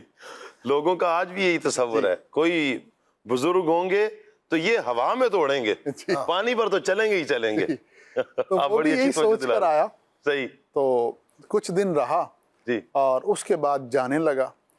تو حضرت جنید بغدادی نے جاتے وقت جب وہ رخصت ہو رہا تھا تو اس سے پوچھا کہ بیٹا آپ آئے میرے پاس رہے تو کیا آپ کی کوئی حاجت تھی، کیا آپ کا کوئی کام تھا؟ تو وہ شخص کہنے لگا کہ میں نے یہ سنا تھا کہ آپ اللہ کے ولی ہیں، جی اور اللہ کے ولی جو ہوتے ہیں ان سے بڑی کرامتوں کا ظہور ہوتا ہے، جی۔ تو میرا بھی یہی ذہن تھا کہ آپ کچھ کرامتیں دکھائیں گے، لیکن آپ تو عام آدمیوں کی طرح ہیں، جی۔ جیسے عام لوگ ہیں ویسے ہی آپ ہیں، تو مجھے تو آپ میں کوئی ولایت کے آثار نظر نہیں آئے۔ تو جنید بغدادی رحمۃ اللہ تعالی علیہ، جنہیں امام الطائفہ کہا جاتا ہے، آثار دیکھنے کے لیے آنکھ چاہیے، آنکھ چاہ جی، تو حضرت جنید بغدادی جنہیں امام الطائفہ کہا جاتا ہے جی کہ جو صوفیہ کا گروہ ہے اس کے امام جنید بغدادی ہیں، واہ، یعنی جیسے احناف کے امام اعظم ابو حنیفہ ہیں، جی جیسے شوافع کے امام شافعی ہیں، ایسے ہی تصوف میں جو غالب نقطہ نظر ہے جس کو تمام لوگوں نے قبول کیا ہے، وہ نقطہ نظر امام الطائفہ امام جنید بغدادی رحمۃ اللہ تعالی علیہ کا۔ کیا بات، یہی وجہ ہے کہ آپ فرماتے ہیں کہ ہم طریقتنا مقید بالکتاب والسنہ، واہ، کہ سبحان جو اللہ، ہمارا تصوف ہے کیا وہ بات، ایسے ہے کہ ہم ایک ہاتھ میں اللہ کی کتاب رکھتے ہیں، دوسرے ہاتھ میں سنت رسول رکھتے ہیں، صلی اللہ علیہ گویا کہ کیا ہم بات، شریعت کے متبع ہیں، جو شریعت کے مطابق چیز ہے وہ قبول ہے، واہ، جو شریعت سے ٹکرائے گی وہ ناقابل قبول ہے۔ صحیح، تو آپ کو اس وجہ سے امام الطائفہ کہا جاتا ہے۔ جی تو اب وہ حضرت جنید بغدادی نے اب اس شخص سے کہا کہ اچھا آپ میرے پاس رہے، جی آپ نے میری کوئی کرامت نہیں دیکھی، اچھا یہ بتائیں کہ اس پورے عرصے کے دوران آپ نے کوئی میرا ایسا عمل دیکھا کہ جو سنت کے خلاف ہو؟ تو وہ شخص کہنے لگا کہ حضرت ایسا تو ہے کہ میں نے آپ کا کوئی عمل ایسا نہیں دیکھا جو شریعت مصطفیٰ کے خلاف ہو، جو سنت مصطفیٰ کے خلاف ہو۔ تو یہاں سے معلوم یہ ہوا کہ سنت کے سانچے میں ڈھل جانا اور سنت پر عمل کرنا، سنت کی پیروی کرنا، یہ اولیاء کرام کے بنیادی اوصاف میں سے۔ کیا بات، تو اللہ کریم ہمیں فرائض و واجبات، سنن اور مستحبات پر عمل کرنے کی توفیق عطا۔ سبحان اللہ، سبحان اللہ، سبحان اللہ۔ تو یوں عبد الواجد بھائی ہم کہہ سکتے ہیں کہ ہم جو اولیاء کرام کو مانتے ہیں، ان سے محبت کرتے ہیں، قرآن اور سنت کی وجہ سے محبت کرتے ہیں، نہ کہ ان سے کرامات کی وجہ سے۔ شعبہ تو کوئی بھی دکھا سکتا ہے، تو شعبہ بازی کی وجہ سے نہیں۔ اصل ہمارا منہج، اصل ہمارا ذہن یہ ہے کہ ہم ان سے محبت کرتے ہیں قرآن پر عمل کی وجہ سے، کہ وہ سب سے زیادہ عام لوگوں میں سب سے زیادہ وہ قرآن پر عمل کرتے ہیں۔ اپنے زمانے میں عام لوگوں سے سب سے زیادہ بڑھ کر نبی پاک علیہ الصلوۃ والسلام کی سنتوں کے عامل ہوتے ہیں، اور پھر یہ سب سے زیادہ اللہ کی پہچان رکھنے والے ہوتے ہیں۔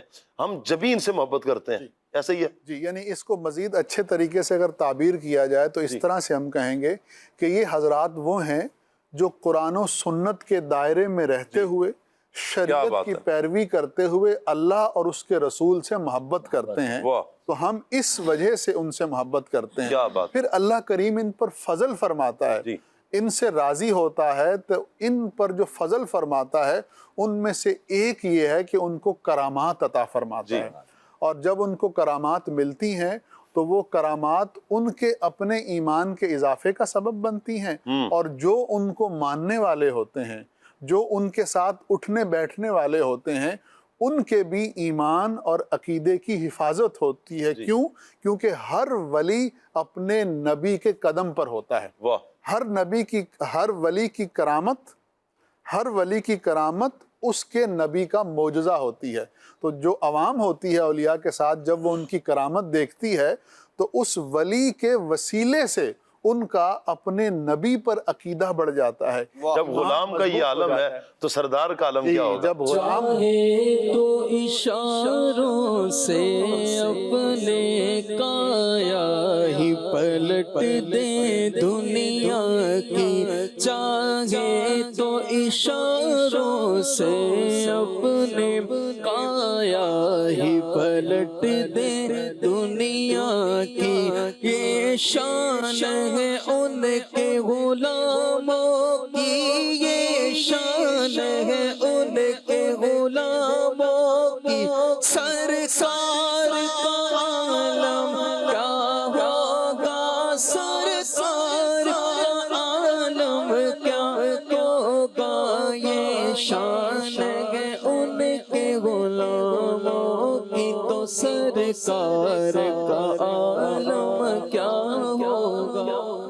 سبحان اللہ سبحان اللہ۔ جی عبدالواجد بھائی، آپ اپنی بات کو مکمل فرمائیں گے؟ تو یعنی ولی کے ساتھ اٹھنے بیٹھنے والا جب ولی کی کرامت دیکھتا ہے تو چونکہ وہ کرامت اصل میں اس کے نبی کا معجزہ ہوتی ہے، اس کے نبی کے حق پر ہونے کی دلیل ہوتی ہے، تو اب عوام جو ہیں جب اس ولی کی کرامت دیکھتے ہیں تو وہ یہی سوچتے ہیں کہ جب اس ولی کی یہ کرامت ہے تو پھر یہ ولی جس نبی کا غلام ہے تو اس کی طاقت، قوت اور اللہ کے ہاں اس کی مقبولیت، پسندیدگی اور مقام کتنا بڑا ہوگا۔ ہم حضور غوث پاک کی حیات طیبہ کا مطالعہ کرتے ہیں تو ہم دیکھتے ہیں کہ حضور غوث پاک بغداد سے باہر کسی جگہ وعظ کے لیے تشریف رکھتے ہیں اور لاکھوں کا مجمع ہوتا ہے، اور اس زمانے میں نہ لاؤڈ سپیکر ہے اور نہ کوئی اور ایسا ذریعہ ہے کہ جس سے آواز دور تک پہنچے، لیکن حضور غوث پاک کی کرامات میں سے یہ کرامت ہے کہ جس طرح آپ کے پاس بیٹھا ہوا شخص آپ کی آواز کو واضح اور خوبصورتی کے ساتھ سنتا تھا، ویسے ہی اس مجمع کا آخری شخص کہ جس کے اور حضور غوث پاک کے درمیان ہزاروں لوگوں کا، بعض اوقات لاکھوں لوگوں کا فاصلہ ہوتا تھا، تو وہ شخص بھی آپ کی آواز کو ویسے ہی سماعت کرتا تھا۔ کیا بات ہے! اس پر تو یہ ایک ذہن میں آ سکتا ہے کہ یہ کیسے ہو سکتا ہے؟ جی، یہ اس کو ذہن میں بٹھانے کے لیے مدنی چینل کے ناظرین، آپ سب سے پہلے تو یہ دیکھ لیں اسے یہ طاقت دی کس نے؟ اللہ۔ یہ طاقت دینے والا کون؟ اللہ۔ جب رب نے اسے طاقت دی ہے، ماؤ شما کیوں ہم اعتراض کریں؟ اللہ چاہے تو کیا کچھ نہیں ہو سکتا، اللہ چاہے تو کیا کچھ نہیں ہو سکتا۔ قرآن پاک میں اللہ پاک فرماتا ہے وَأَذِّن فِي النَّاسِ بِالْحَجِّ، اور لوگوں کو حج کی عام ندا کر دے۔ یہ حضرت ابراہیم علیہ السلام کو حکم ہے کہ لوگوں کو حج کے لیے بلائیں۔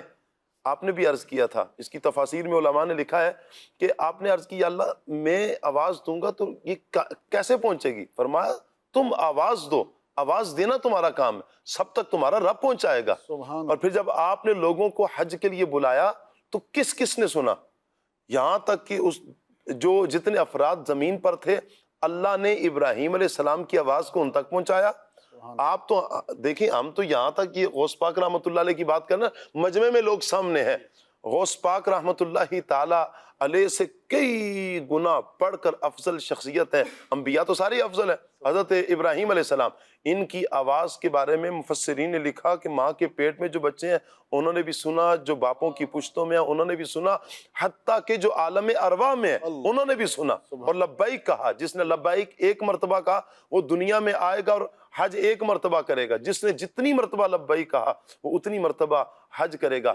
یہ آواز ابراہیم علیہ السلام کی جس رب نے اتنی عالم ارواح تک پہنچائی ہے، وہی رب غوث پاک رحمت اللہ تعالیٰ علیہ کو بھی یہ کرامت عطا کرتا ہے کہ ان کی آواز 1,00,000 کے مجمع تک بڑی سکون سے پہنچ جاتی ہے. میرے سے تو رہا نہیں جا رہا کہ آپ یہاں کراچی میں بیٹھے ہیں اور ابھی آپ کی کرامت کا یہ مظاہرہ ہے کہ لوگ آپ کو اسلام آباد میں، دنیا کے دوسرے بر اعظموں میں سن رہے ہیں.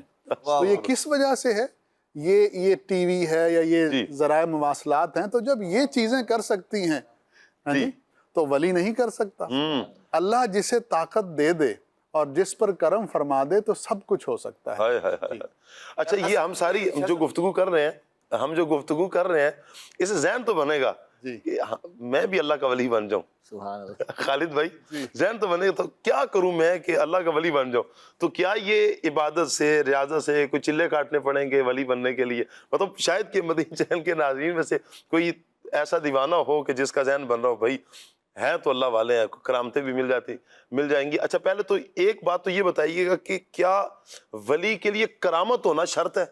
ایک دوسرا یہ کہ کیا اس ولایت کے لیے کچھ عبادات ریاضات کرنی پڑیں گی کہ ولایت مل جائے گی، یا یہ کوئی گاڈ گفٹڈ ہے، اللہ کا تحفہ ہے؟ دو باتیں آپ نے فرمائی. پہلی تو جو ہے وہ یہ کہ ولایت ملے گی کیسے. جی، اب جیسے سن رہے ہیں تو ہر بندے کے دل میں ایک شوق، اور ہونا بھی چاہیے، اللہ تعالیٰ کی ولا ملے اس کا شوق ہونا چاہیے، ہر مسلمان کے دل میں ہونا چاہیے کہ میں بھی اللہ کا ولی بن جاؤں. مطلب لوگوں کو کہنا نہیں ہے کہ میں اللہ کا ولی بن رہا ہوں، میں کوشش کر رہا ہوں بننے کی، آج کل میں جو نا ولی بننے کے لیے یہ کر رہا ہوں. لیکن ایک دل میں خواہش تو ہونی چاہیے نا کہ اللہ کا قرب پانے کی خواہش. میں پا جاؤں اللہ تعالیٰ کی ولی کون ہے؟ اللہ کا قرب پانے والا. جی، تو عبد الواجد بھائی فرما رہے تھے نا کہ یہ ولایت اللہ کا فضل ہے. فضل ہے، اور فضل جو ہے وہ جس کو چاہتا ہے عطا کرتا ہے. اللہ تبارک و تعالیٰ نے قرآن میں کہا جس کو میں چاہتا ہوں اسے عطا کرتا ہوں. اس کے لیے کوئی یہ ضروری نہیں ہے کہ آپ بہت ساری عبادات کریں گے اس کے بعد آپ کو ولایت ملے گی. بعض ایسے ہوتے ہیں کہ اللہ تبارک و تعالیٰ ان کو ایسے نسب میں پیدا کرتا ہے کہ پیدائشی طور پہ ہی اللہ ان کو ولایت عطا فرماتا ہے. کیا بات ہے. ایسی کئی ایک واقعات موجود ہیں اور ایک سے زیادہ موجود ہیں. اور بہت سارے ایسے ہوتے ہیں کہ وہ ساری زندگی چور ڈاکو رہے لیکن کسی ولی کامل کی نگاہ پڑی، ابھی کوئی عبادت نہیں کی، ابھی کوئی ایک بھی نماز ادا نہیں کی، لیکن ولی کامل کی ایک نگاہ نے انہیں ولایت کے درجے پہ فائز کر دیا.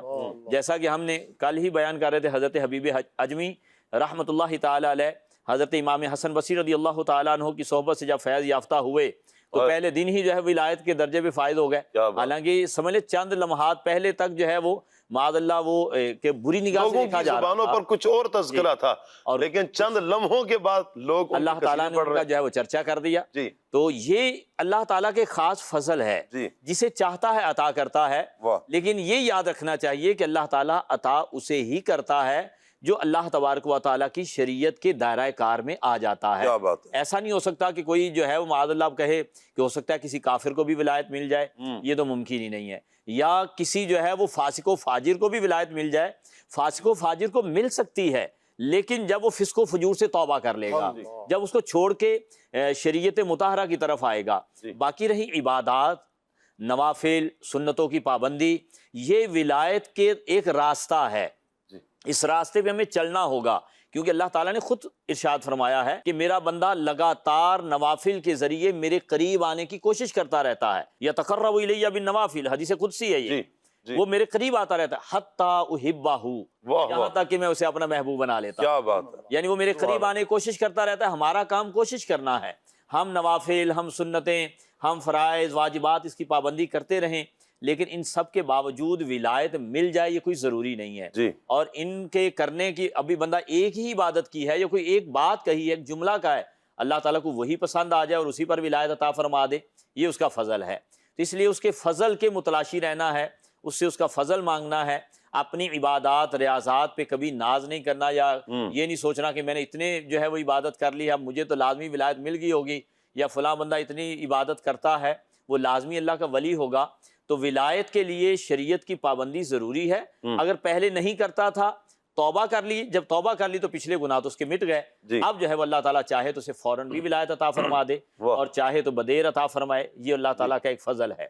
اور دوسری بات جو آپ نے فرمائی کہ کیا ولی کے لیے کرامت کا ہونا ضروری ہے، جی۔ تو حضرت جنید بغدادی رحمۃ اللہ تعالیٰ علیہ کا جو قول قبلہ ڈاکٹر صاحب نے ابھی بیان کیا ہے، تو اس سے ہمیں یہ پتہ چل گیا کہ کرامت کوئی ضروری نہیں ہے، کرامت ایک معاون ہے، کرامت ایک دل میں ایمان اور محبت کو اور پختہ کرتی ہے، صحیح۔ لیکن اصلاً جو ہے وہ جو ولایت ہے وہ اللہ تعالیٰ کا ایک قرب خاص ہے، کیا اس کو وہ حاصل ہو جائے۔ تو اس لیے بہت سے ایسے اولیاء ہم دیکھتے بھی ہیں کہ جن کی ظاہری طور پہ کوئی کرامت نہیں ہے، جی۔ لیکن ان کا شریعت کا پابند ہونا، ان کا سنتوں کا آئینہ دار ہونا، واہ۔ ان کا نبی کریم علیہ السلام کے اخلاق کریمہ کا آئینہ دار ہونا، واہ۔ یہ اس بات کی علامت ہوتی ہے کہ یہ چونکہ نبی کریم علیہ السلام جس شریعت کو لے کر آئے ہیں، جیسا کہ چشتی صاحب نے کہا تھا کہ ما جاء بہ النبی، کہ نبی کریم علیہ السلام جو کچھ لے کر آئے ہیں جی۔ یہ اس کا آئینہ دار ہے۔ واہ۔ جب یہ اس کا آئینہ دار ہے تو یقیناً یہ اللہ تعالیٰ کی محبت کا حقدار ہے، ہمارا ایک حسن ظن ہے۔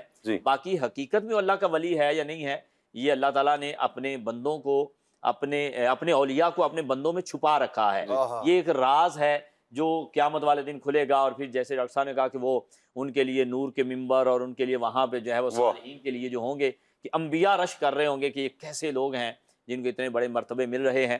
بہرحال ہمیں جو حکم دیا گیا ہے وہ یہ ہے، قرآن اور حدیث کا جو حکم ہے کہ اولیاء سے ہم نے محبت رکھنی ہے، جب وہ شریعت کے آئینہ دار ہیں تو ہم نے محبت رکھنی ہے۔ تو ساری بات کا خلاصہ کیا ہوا کہ عبادات کے ذریعے سے، ریاضات کے ذریعے سے، کچھ چلے کرنے سے ولایت مل جائے یہ کوئی ضروری نہیں ہے، یا کوئی بابا جو ہے وہ کسی حجرے میں بیٹھا ہوا ہے اور اس کے اتنے لمبے لمبے بال ہو گئے ہیں، کبھی نہاتا نہیں ہے، ناخن اتنے بڑے بڑے ہیں، وہ حجرے سے باہر ہی نہیں آتا، آپ کہیں کہ اس نے تو اتنے چلے کر لیے یہ لازمی جو ہے وہ اللہ کا ولی بن گیا ہوگا، تو ایسا نہیں ہے۔ اسی طرح بعض کے بارے میں آتا ہے کہ وہ نہ ایک دھاگے کے ساتھ ہی 40 دن لٹکے رہے اور فلانا، اس طرح کی باتیں، تو یہ شریعت کے ظاہری طور پہ منافی نظر آتی ہیں۔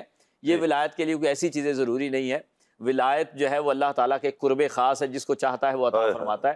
لیکن جب ولایت مل جاتی ہے اس کے بعد اولیاء سے ایسے ایسے کام جو ہے وہ ثابت ہیں اور قرآن سے ثابت ہیں کہ ظاہراً جو ہے وہ عقل کہتی کہ ایسا ممکن نہیں لگتا، لیکن اللہ تعالیٰ نے اپنے اولیاء کو ایسے بھی معاملات کی طاقت عطا کی ہے، جیسا کہ سورہ نمل کے اندر اگر ہم دیکھتے ہیں حضرت عاصم بن برقیہ رضی اللہ تعالیٰ عنہ کا واقعہ جو ہے، تو جب وہ لے کے آنا تھا جو تخت تھا ملکہ کا، تو انہوں نے کیا کہا تھا، قبل ان یرتد الیک طرفک، آپ جو ہے وہ جسے کہیں گے پلک جھپکیں اس سے بھی پہلے، یہ جو آپ میری طرف دیکھ رہے ہیں آپ ادھر یعنی کریں، اس سے پہلے جو جن سے ہے، قال عفریت من الجن، بڑے دیو نے کہا تھا میں لے کر آؤں گا، انا آتیک بہ قبل ان تقوم من مقامک، آپ کی مجلس ختم ہونے سے پہلے لاؤں گا۔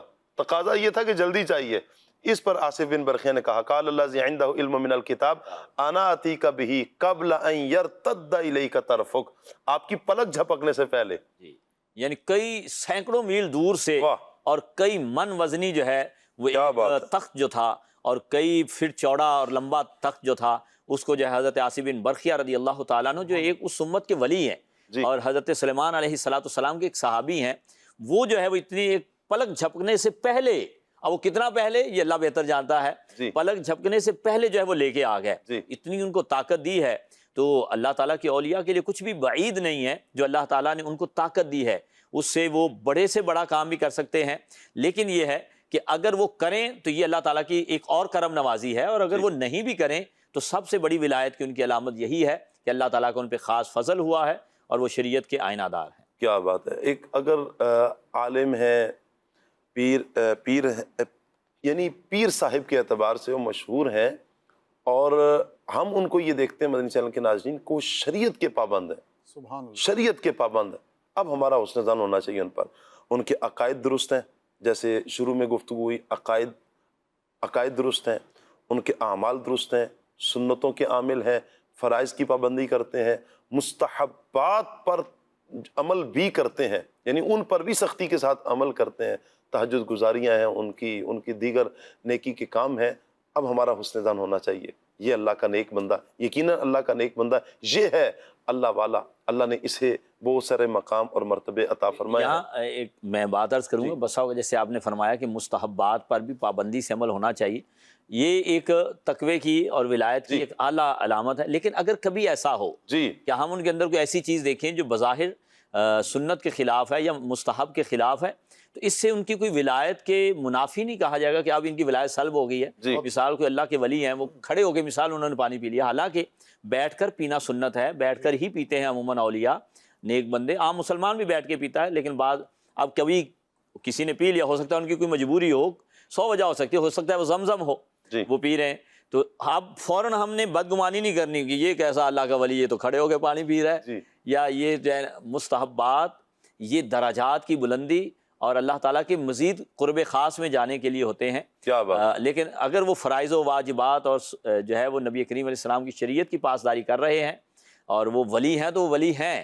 اگر اس طرح کا کوئی مستحب ان سے چھوٹ بھی جائے, مثال ہمارے ہاں بعض کا ہوتا ہے کہ نماز پڑھی مغرب کی, اب وہ 5 رکعتیں پڑھ کے چلے گئے, 2 نوافل نہیں پڑھے, کوئی وجہ بھی ہو سکتی ہے, اور یا ویسے بھی اگر چھوڑ دیے کبھی تو وہ نوافل تھے. اب یہ کیسا ولی ہے, نفل ہی نہیں پڑھے اس نے, یہ ایسا بعض کا جو ہے نا وہ سوچتے ہیں ہم جو ہے, تو عوامی سوچ, بہرحال دونوں طرح کی سوچ پائی جاتی ہے. ہمارے ہاں پنجاب میں تو جو ہے نا وہ آج کل جو تویز دے دے وہ پیر ہے, جو ہے نا کسی نے بابا جی کہہ دیا ماشاء اللہ ایسا ہو گیا, بس وہی پیر ہے, اور وہ سب سے بڑا پیر ہے. اللہ اکبر. اصل دیکھنا ہم نے شریعت کی پاسداری, اللہ تعالیٰ ہمیں جو واقعتاً اولیاء کرام ہیں ان کی سنگت نصیب فرمائے. ان کا فائدہ تو ہمیں دنیا میں بھی ہوگا انشاءاللہ, انشاءاللہ ان سے محبت کا, ان کی سنگت کا فائدہ انشاءاللہ ہمیں کل میدان محشر میں بھی ہوگا انشاءاللہ.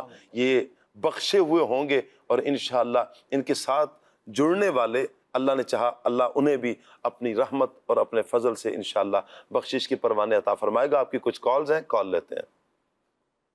میں ہوں ظہور احمد دانش. مجھے سوال یہ کرنا تھا کہ آج جس سوسائٹی میں ہم جی رہے ہیں, اس سوسائٹی میں سمپیتھی ختم ہوتی چلی جا رہی ہے, ہمدردی, دوسروں کی خیر خواہی, یہ جذبہ ناپید ہوتا چلا جا رہا ہے, اور ہمیں اولیاء اللہ کے ماننے والے, اولیاء اللہ سے محبت کرنے والے. تو اس حوالے سے میں یہ چاہ رہا ہوں کہ آپ ہماری رہنمائی فرمائیں کہ اولیاء اللہ جو ہے وہ خدمت خلق کے حوالے سے ہمیں کیا پیغام دیتے ہیں, ان کی سیرت سے ہم اس حوالے سے کیا لیسن لیتے ہیں, اس حوالے سے ہماری رہنمائی کیجیے گا. جزاک اللہ. جی عدنان بھائی. اولیاء کرام جو ہوتے ہیں وہ مخلوق خدا کے خیر خواہ ہوتے ہیں. واہ. اور اللہ تبارک تعالیٰ کے جو حقیقی اولیاء ہیں, جب ہم ان کی سیرت دیکھتے ہیں تو وہ خود بھی خیر خواہی کرتے ہیں, اور جو ان کے پاس آتے ہیں انہیں بھی خیر خواہی کا درس دیتے ہیں. جیسے سیدنا غوث پاک رحمۃ اللہ تعالیٰ علیہ کے پاس ایک شخص آیا, غریب تھا, اور وہ کہنے لگا کہ جی میں نے دریا کے پار جانا ہے, اور وہاں میرے پاس جو ہے رقم نہیں ہے, تو مجھے ملاح نے, کشتی چلانے والے نے اتار دیا ہے. تو آپ نے اسے سونے کے سکوں کی تھیلی عطا فرمائی, فرمائی یہ لے جا کر اس کو دینا, اور اسے کہنا مجھے بھی پار لے کر جاؤ. اور غوث پاک نے فرمایا اور بھی جو بندہ آئے اس کی طرف سے بھی میں نے ادا کر دی, کسی بندے کو مت اتارنا, ایڈوانس میں ہی رقم عطا فرما دی. ایسے ہی جب کہیں سفر پر جا رہے ہیں تو ایک غریب آدمی تھا جو یوں کہہ لیں کہ اس گاؤں میں, اس شہر میں, اس محلے میں سب سے غریب ترین آدمی تھا. اس کے گھر جا کے ڈیرا لگا لیا. وہاں آپ جا کر آپ نے جو ہے وہ پڑاؤ کیا, ادھر ٹھہرے آپ, لوگ مریدین آتے رہے وہاں, اور غوث پاک رحمۃ اللہ تعالی کی خدمت میں جو کچھ پیش کرتے آپ انہیں عطا فرما دیتے. جب آپ آئے تھے یہ غریب ترین آدمی تھا, اور جب جا رہے تھے تو اس محلے کا, وہاں کا یہ امیر ترین شخص بن چکا. کیا بات. جو ملا وہ اس کو عطا فرما دیا. یہ مخلوق خدا, مخلوق خدا سے مراد صرف انسان نہیں, مخلوق خدا یہ جانوروں پر بھی رحم فرمانے والے ہوتے ہیں, اور انسانوں پر بھی اور لوگوں پر بھی. سب سے بڑی خیر خواہی یہ ہے لوگوں کو دوزخ کے رستے سے بچا کر, شیطان سے بچا کر اللہ تبارک تعالیٰ کے رستے پر لے کر آ رہے ہوتے ہیں. یہ خود بھی, اور ہم دیکھتے ہیں, یعنی طمع, لالچ اور لوگوں کے مال پر نظر ہونا, اللہ کریم انہیں استغنا کی دولت عطا فرماتا ہے. کیا بات ہے. لوگ آج بھی آپ دیکھ لیں کیسا استغنا ہے کہ غوث پاک رحمۃ اللہ تعالی, دیگر جو اولیاء کرام ہیں, لوگ ان کو ان کے ایصال ثواب کے لیے, ان کے لیے بہت اور ان کے ایصال ثواب کے لیے لوگ بے شمار جو ہے وہ رقم اور دیگر چیزیں صدقہ کر رہے ہیں، دے رہے ہیں. یہ کیا ہے؟ یہ وہ جو انہوں نے اعمال کیے ہیں مخلوق خدا کے ساتھ بھلائی والے جو ان کے عمل تھے، اللہ تبارک تعالیٰ کی بارگاہ میں وہ ایسے مقبول ہوئے ہیں. اللہ کریم نے ان کے اعمال کی محبت لوگوں کے دلوں میں ڈال دی ہے، جو کہ دراصل نبی کریم علیہ السلام ہی کی تعلیمات ہیں. تو جو اللہ کے نیک بندے ہیں وہ ہمیں خیرخواہی، بھلائی، ہمدردی ہی کا حکم دیتے ہیں. اور الحمدللہ رب العالمین ہم دیکھتے ہیں، آپ دیکھیں دعوت اسلامی کا جو ایک سنتوں کی تبلیغ کا اور نبی کریم علیہ السلام کی جو تعلیمات کو عام کرنے کا مشن ہے، ساتھ ساتھ مخلوق خدا کی خیرخواہی وہ کسی بھی صورت میں ہو. وہ مسلمان بچے بیمار ہیں جو تھیلیسیمیا کے مریض ہیں، ان کی خیرخواہی کا سامان بھی کیا جا رہا ہے. FGRF کی صورت میں دیگر جو پریشان حال امتی ہیں ان کے ہمدردی کا بھی سامان کیا جا رہا ہے، جو اس بات کا منہ بولتا ثبوت ہے کہ جو اللہ والوں کی تعلیمات ہیں دعوت اسلامی کے مدنی ماحول کے اندر، دینی ماحول کے اندر، وہ ہمیں جا بجا اس کے نظارے نظر آتے ہیں کہ یہ مخلوق خدا کو دوزخ سے بھی بچا رہے ہیں اور جو دنیاوی پریشانیاں ہیں ان کے اندر بھی ان کا ہاتھ بٹا رہے ہیں. یہ فیضان ہے امیر علیہ سنت کا. بالکل. اور یہ فیضان امیر علیہ سنت کا. یقین کریں مدنی چینل کے ناظرین، سب سے پہلے جب یہ کووڈ تھا، آپ سوچیں ذرا کہ جب کووڈ گھر سے باہر نکلنا دشوار، اچھا پھر ایسا کہ ہاسپٹل کی طرف جانا، اور وہاں پر تو ایک تصور یہ تھا کہ کرونا ہے وہاں پر، جو جائے گا تو ایسا نہ ہو کہ جان سے ہاتھ دھو بیٹھے. سب سے پہلے جو اعلان کیا تھا نا امیر علیہ سنت نے بازو پر کیا تھا، کہا کہ میرا خون لے لو ان تھیلیسیمیا کے بچوں کے لیے، اگر میرا خون چلتا ہے تو میرا خون لے لو. پھر جو امیر علیہ سنت کے مریدین ہیں، محبین ہیں، پھر ایک قطار بندی، ہزاروں بوٹلز الحمدللہ دعوت اسلامی نے دیں تھیلیسیمیا کے بچوں کے لیے، اور پھر دیگر جن افراد کو خون کی ضرورت ہوتی ہے. آپ سوچیں کہ اگر اس وقت دعوت اسلامی قبلہ شیخ طریقت امیر علیہ سنت یہ اعلان نہ کرتے، ایک تو کووڈ کا جو معاملہ تھا اس میں جو نقصان ہو رہا تھا، کرونا کی وجہ سے جو افراد جا رہے تھے، یہ کتنا بڑا ایک نقصان ہو جاتا. یہ ہے امت کی خیرخواہی، یہ ہے درد امت. تو یوں گاہے بگاہے اگر ہم امیر علیہ سنت دامت برکاتہ العالیہ کے مدنی مذاکرے سنتے ہیں تو اس میں ہمیں یہ امت کی خیرخواہی کا جو جذبہ ہے، یہ درد ہمیں بڑی پیارے انداز میں نظر آتا ہے. اللہ تعالیٰ امیر علیہ سنت کو سلامت رکھے، برکتیں عطا فرمائے. کال لیتے ہیں آپ کی. حجرہ شاہ مقیم سے ظہیر احمد سیالوی عرض گزار ہوں. سلسلہ کھلے صلی اللہ کہتے کہتے ماشاءاللہ مرحبا، بڑا اچھا سلسلہ چل رہا ہے. عدنان چشتی صاحب سے میں یہ سوال کرنا چاہوں گا کہ اللہ والے جو ہیں ان کی پہچان کیسے ہو کہ یہ اللہ والے ہیں؟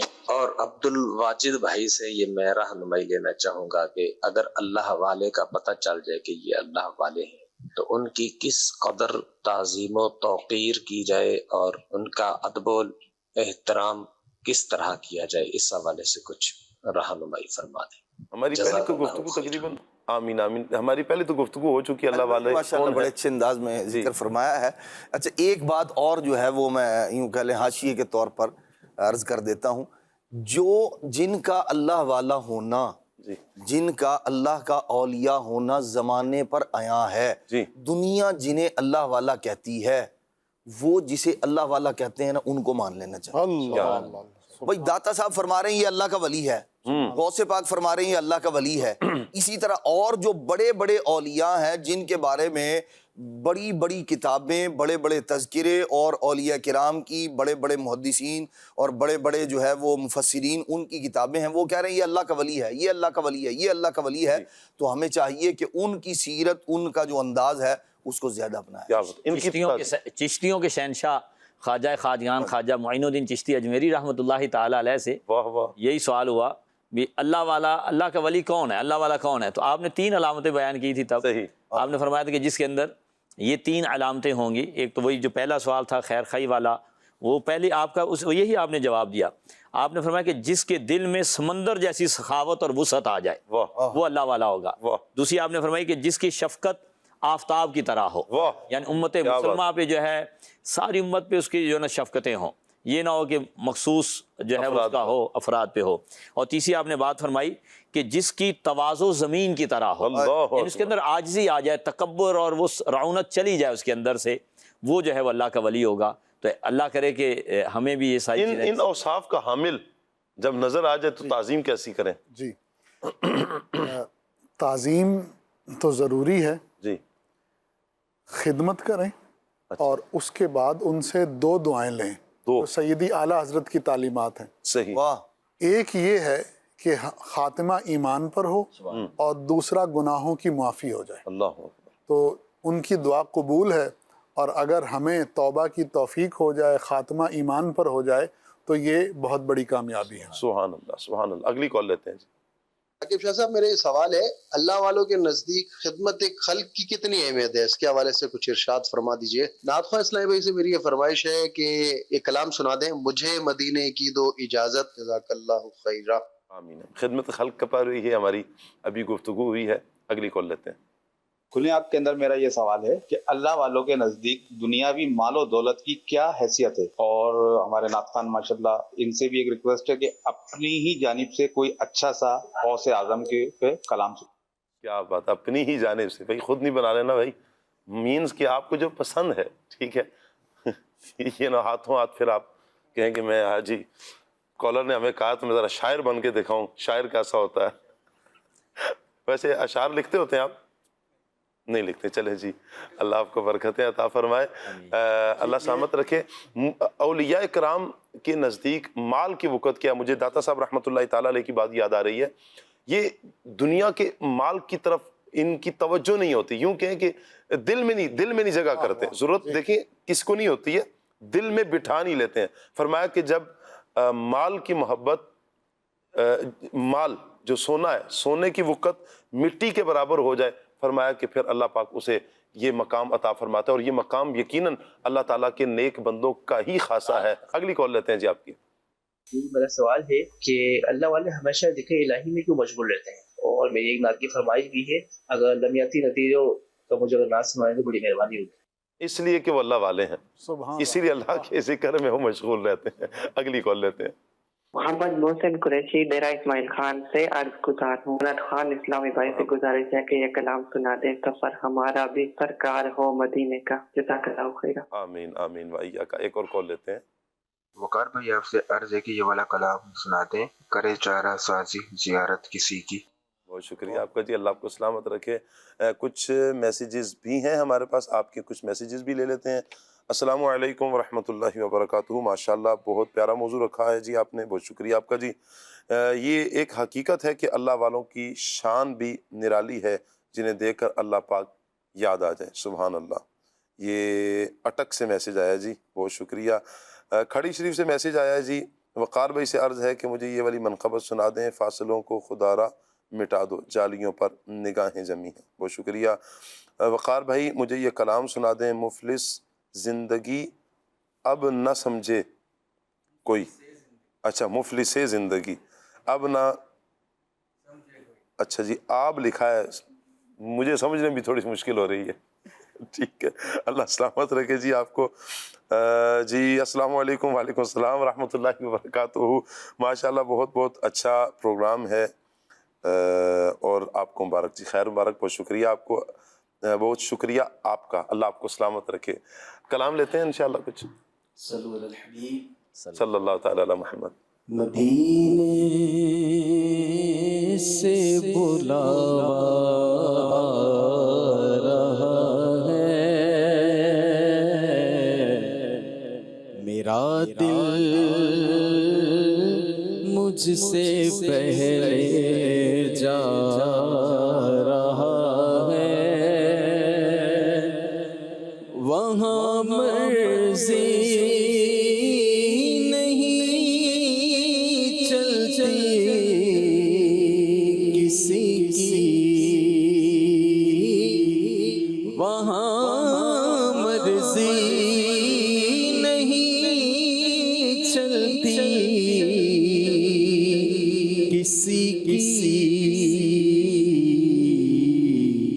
مدینے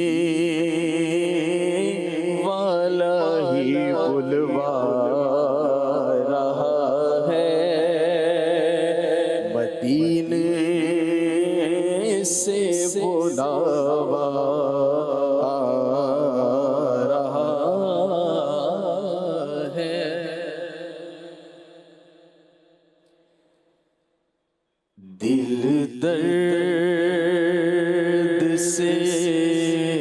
بسمل کی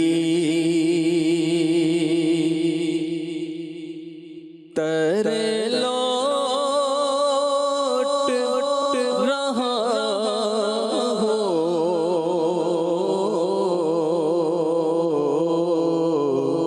سینے پہ تسلی کو تیرا ہاتھ ترا ہو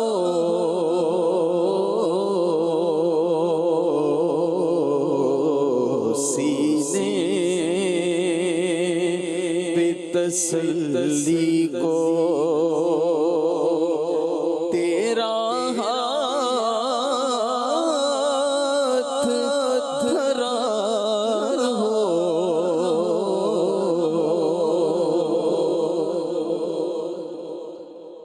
گر وقت اجل سرسری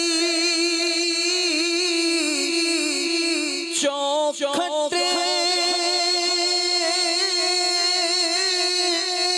پہ جھکا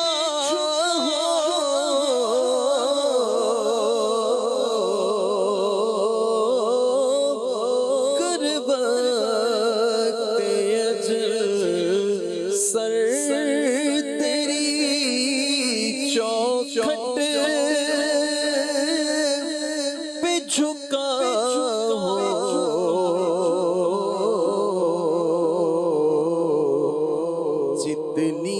جتنی ہو قضا ایک ہی سجدے میں ادا ہو اور آتا ہے فقیروں پہ انہیں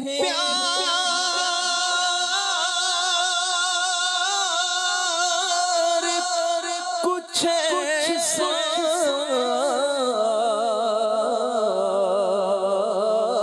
آتا ہے فقیروں پہ انہیں پیار کچھ ایسا خود بھیگ دیں اور خود کہیں کہ منگتا کا بھلا ہو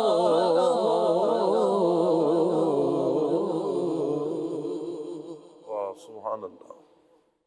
مفلس زندگی اب نہ سمجھے کوئی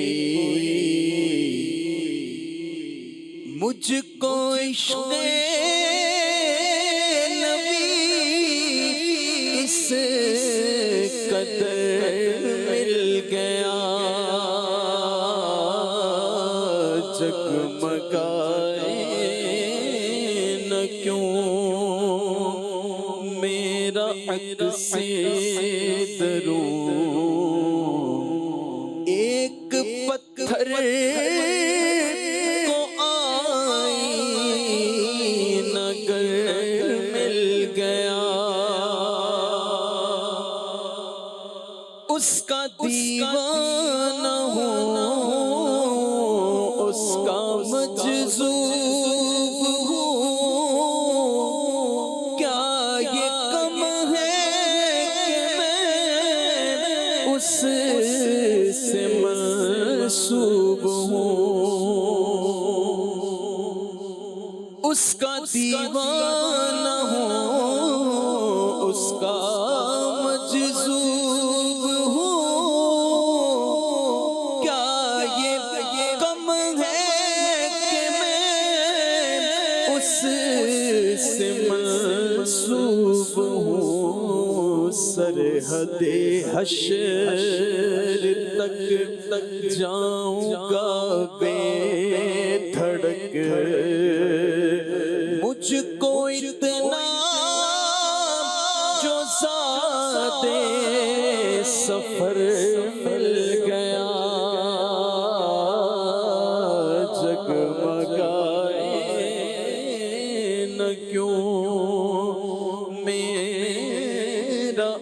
سے دروں ایک پتھر کو آئینہ کر مل گیا. غوث پاک کی منقبت کا بھی ایک شعر سنا دینا چاہیے.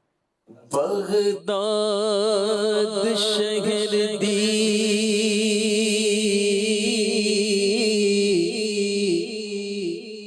کی نشانی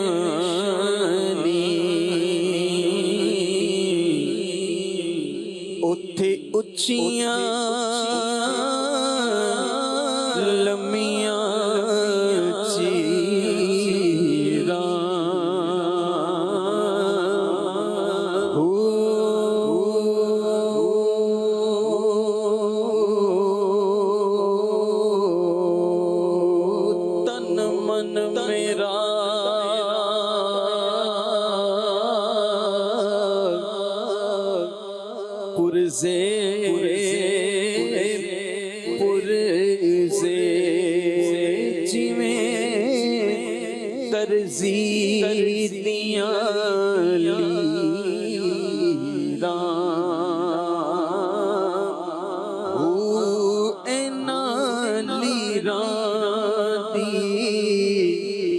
گل کفنی پا کے تیرا لسان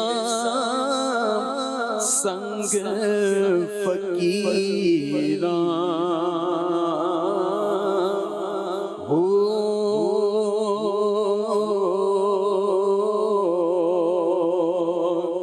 تے بغداد شہر دے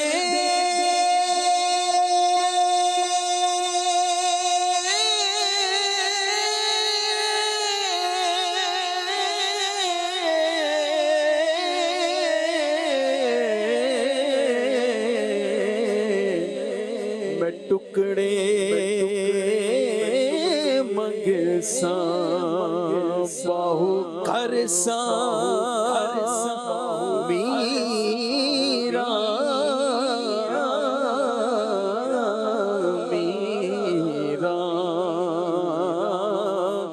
ہو سن فریاد پیرا دیا پیرا میری عرض سنی کن دھر کے وہ بیڑا اڑیا میرا بچ کپراں دے جتھے مچھ بھی نہ بیندے ڈر کے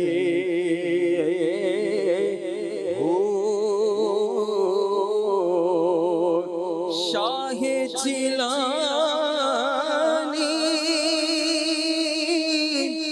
غوث سمدانی میری خبر لیو جھٹ کر کے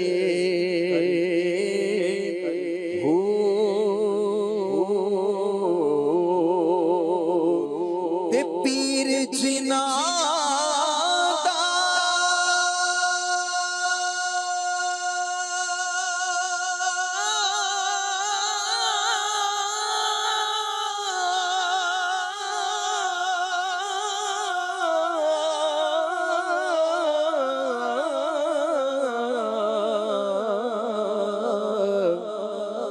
میرا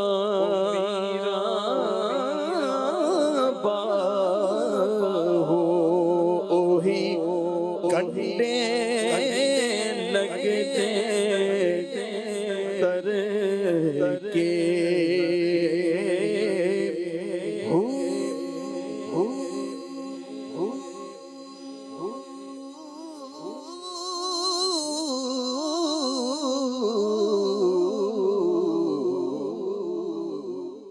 اللہ اکبر. اللہ تعالیٰ بعضوق با ادب ہم سب کو غوث پاک رحمۃ اللہ تعالیٰ علیہ کی دربار کی بھی حاضری نصیب فرمائے.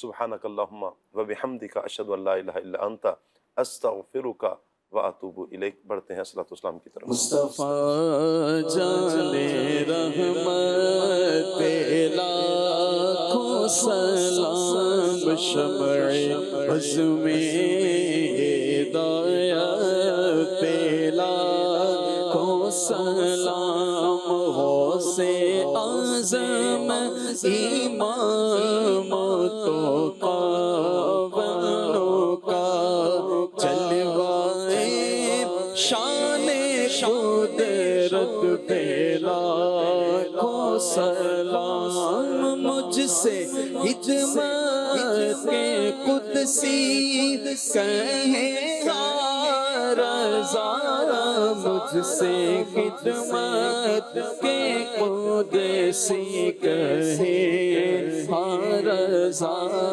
मुस्तफा जाने रहमत बेला को सलाम मुस्तफा जाने रहमत बेला को सलाम शमए बज़्म हिदायत बेला को सलाम।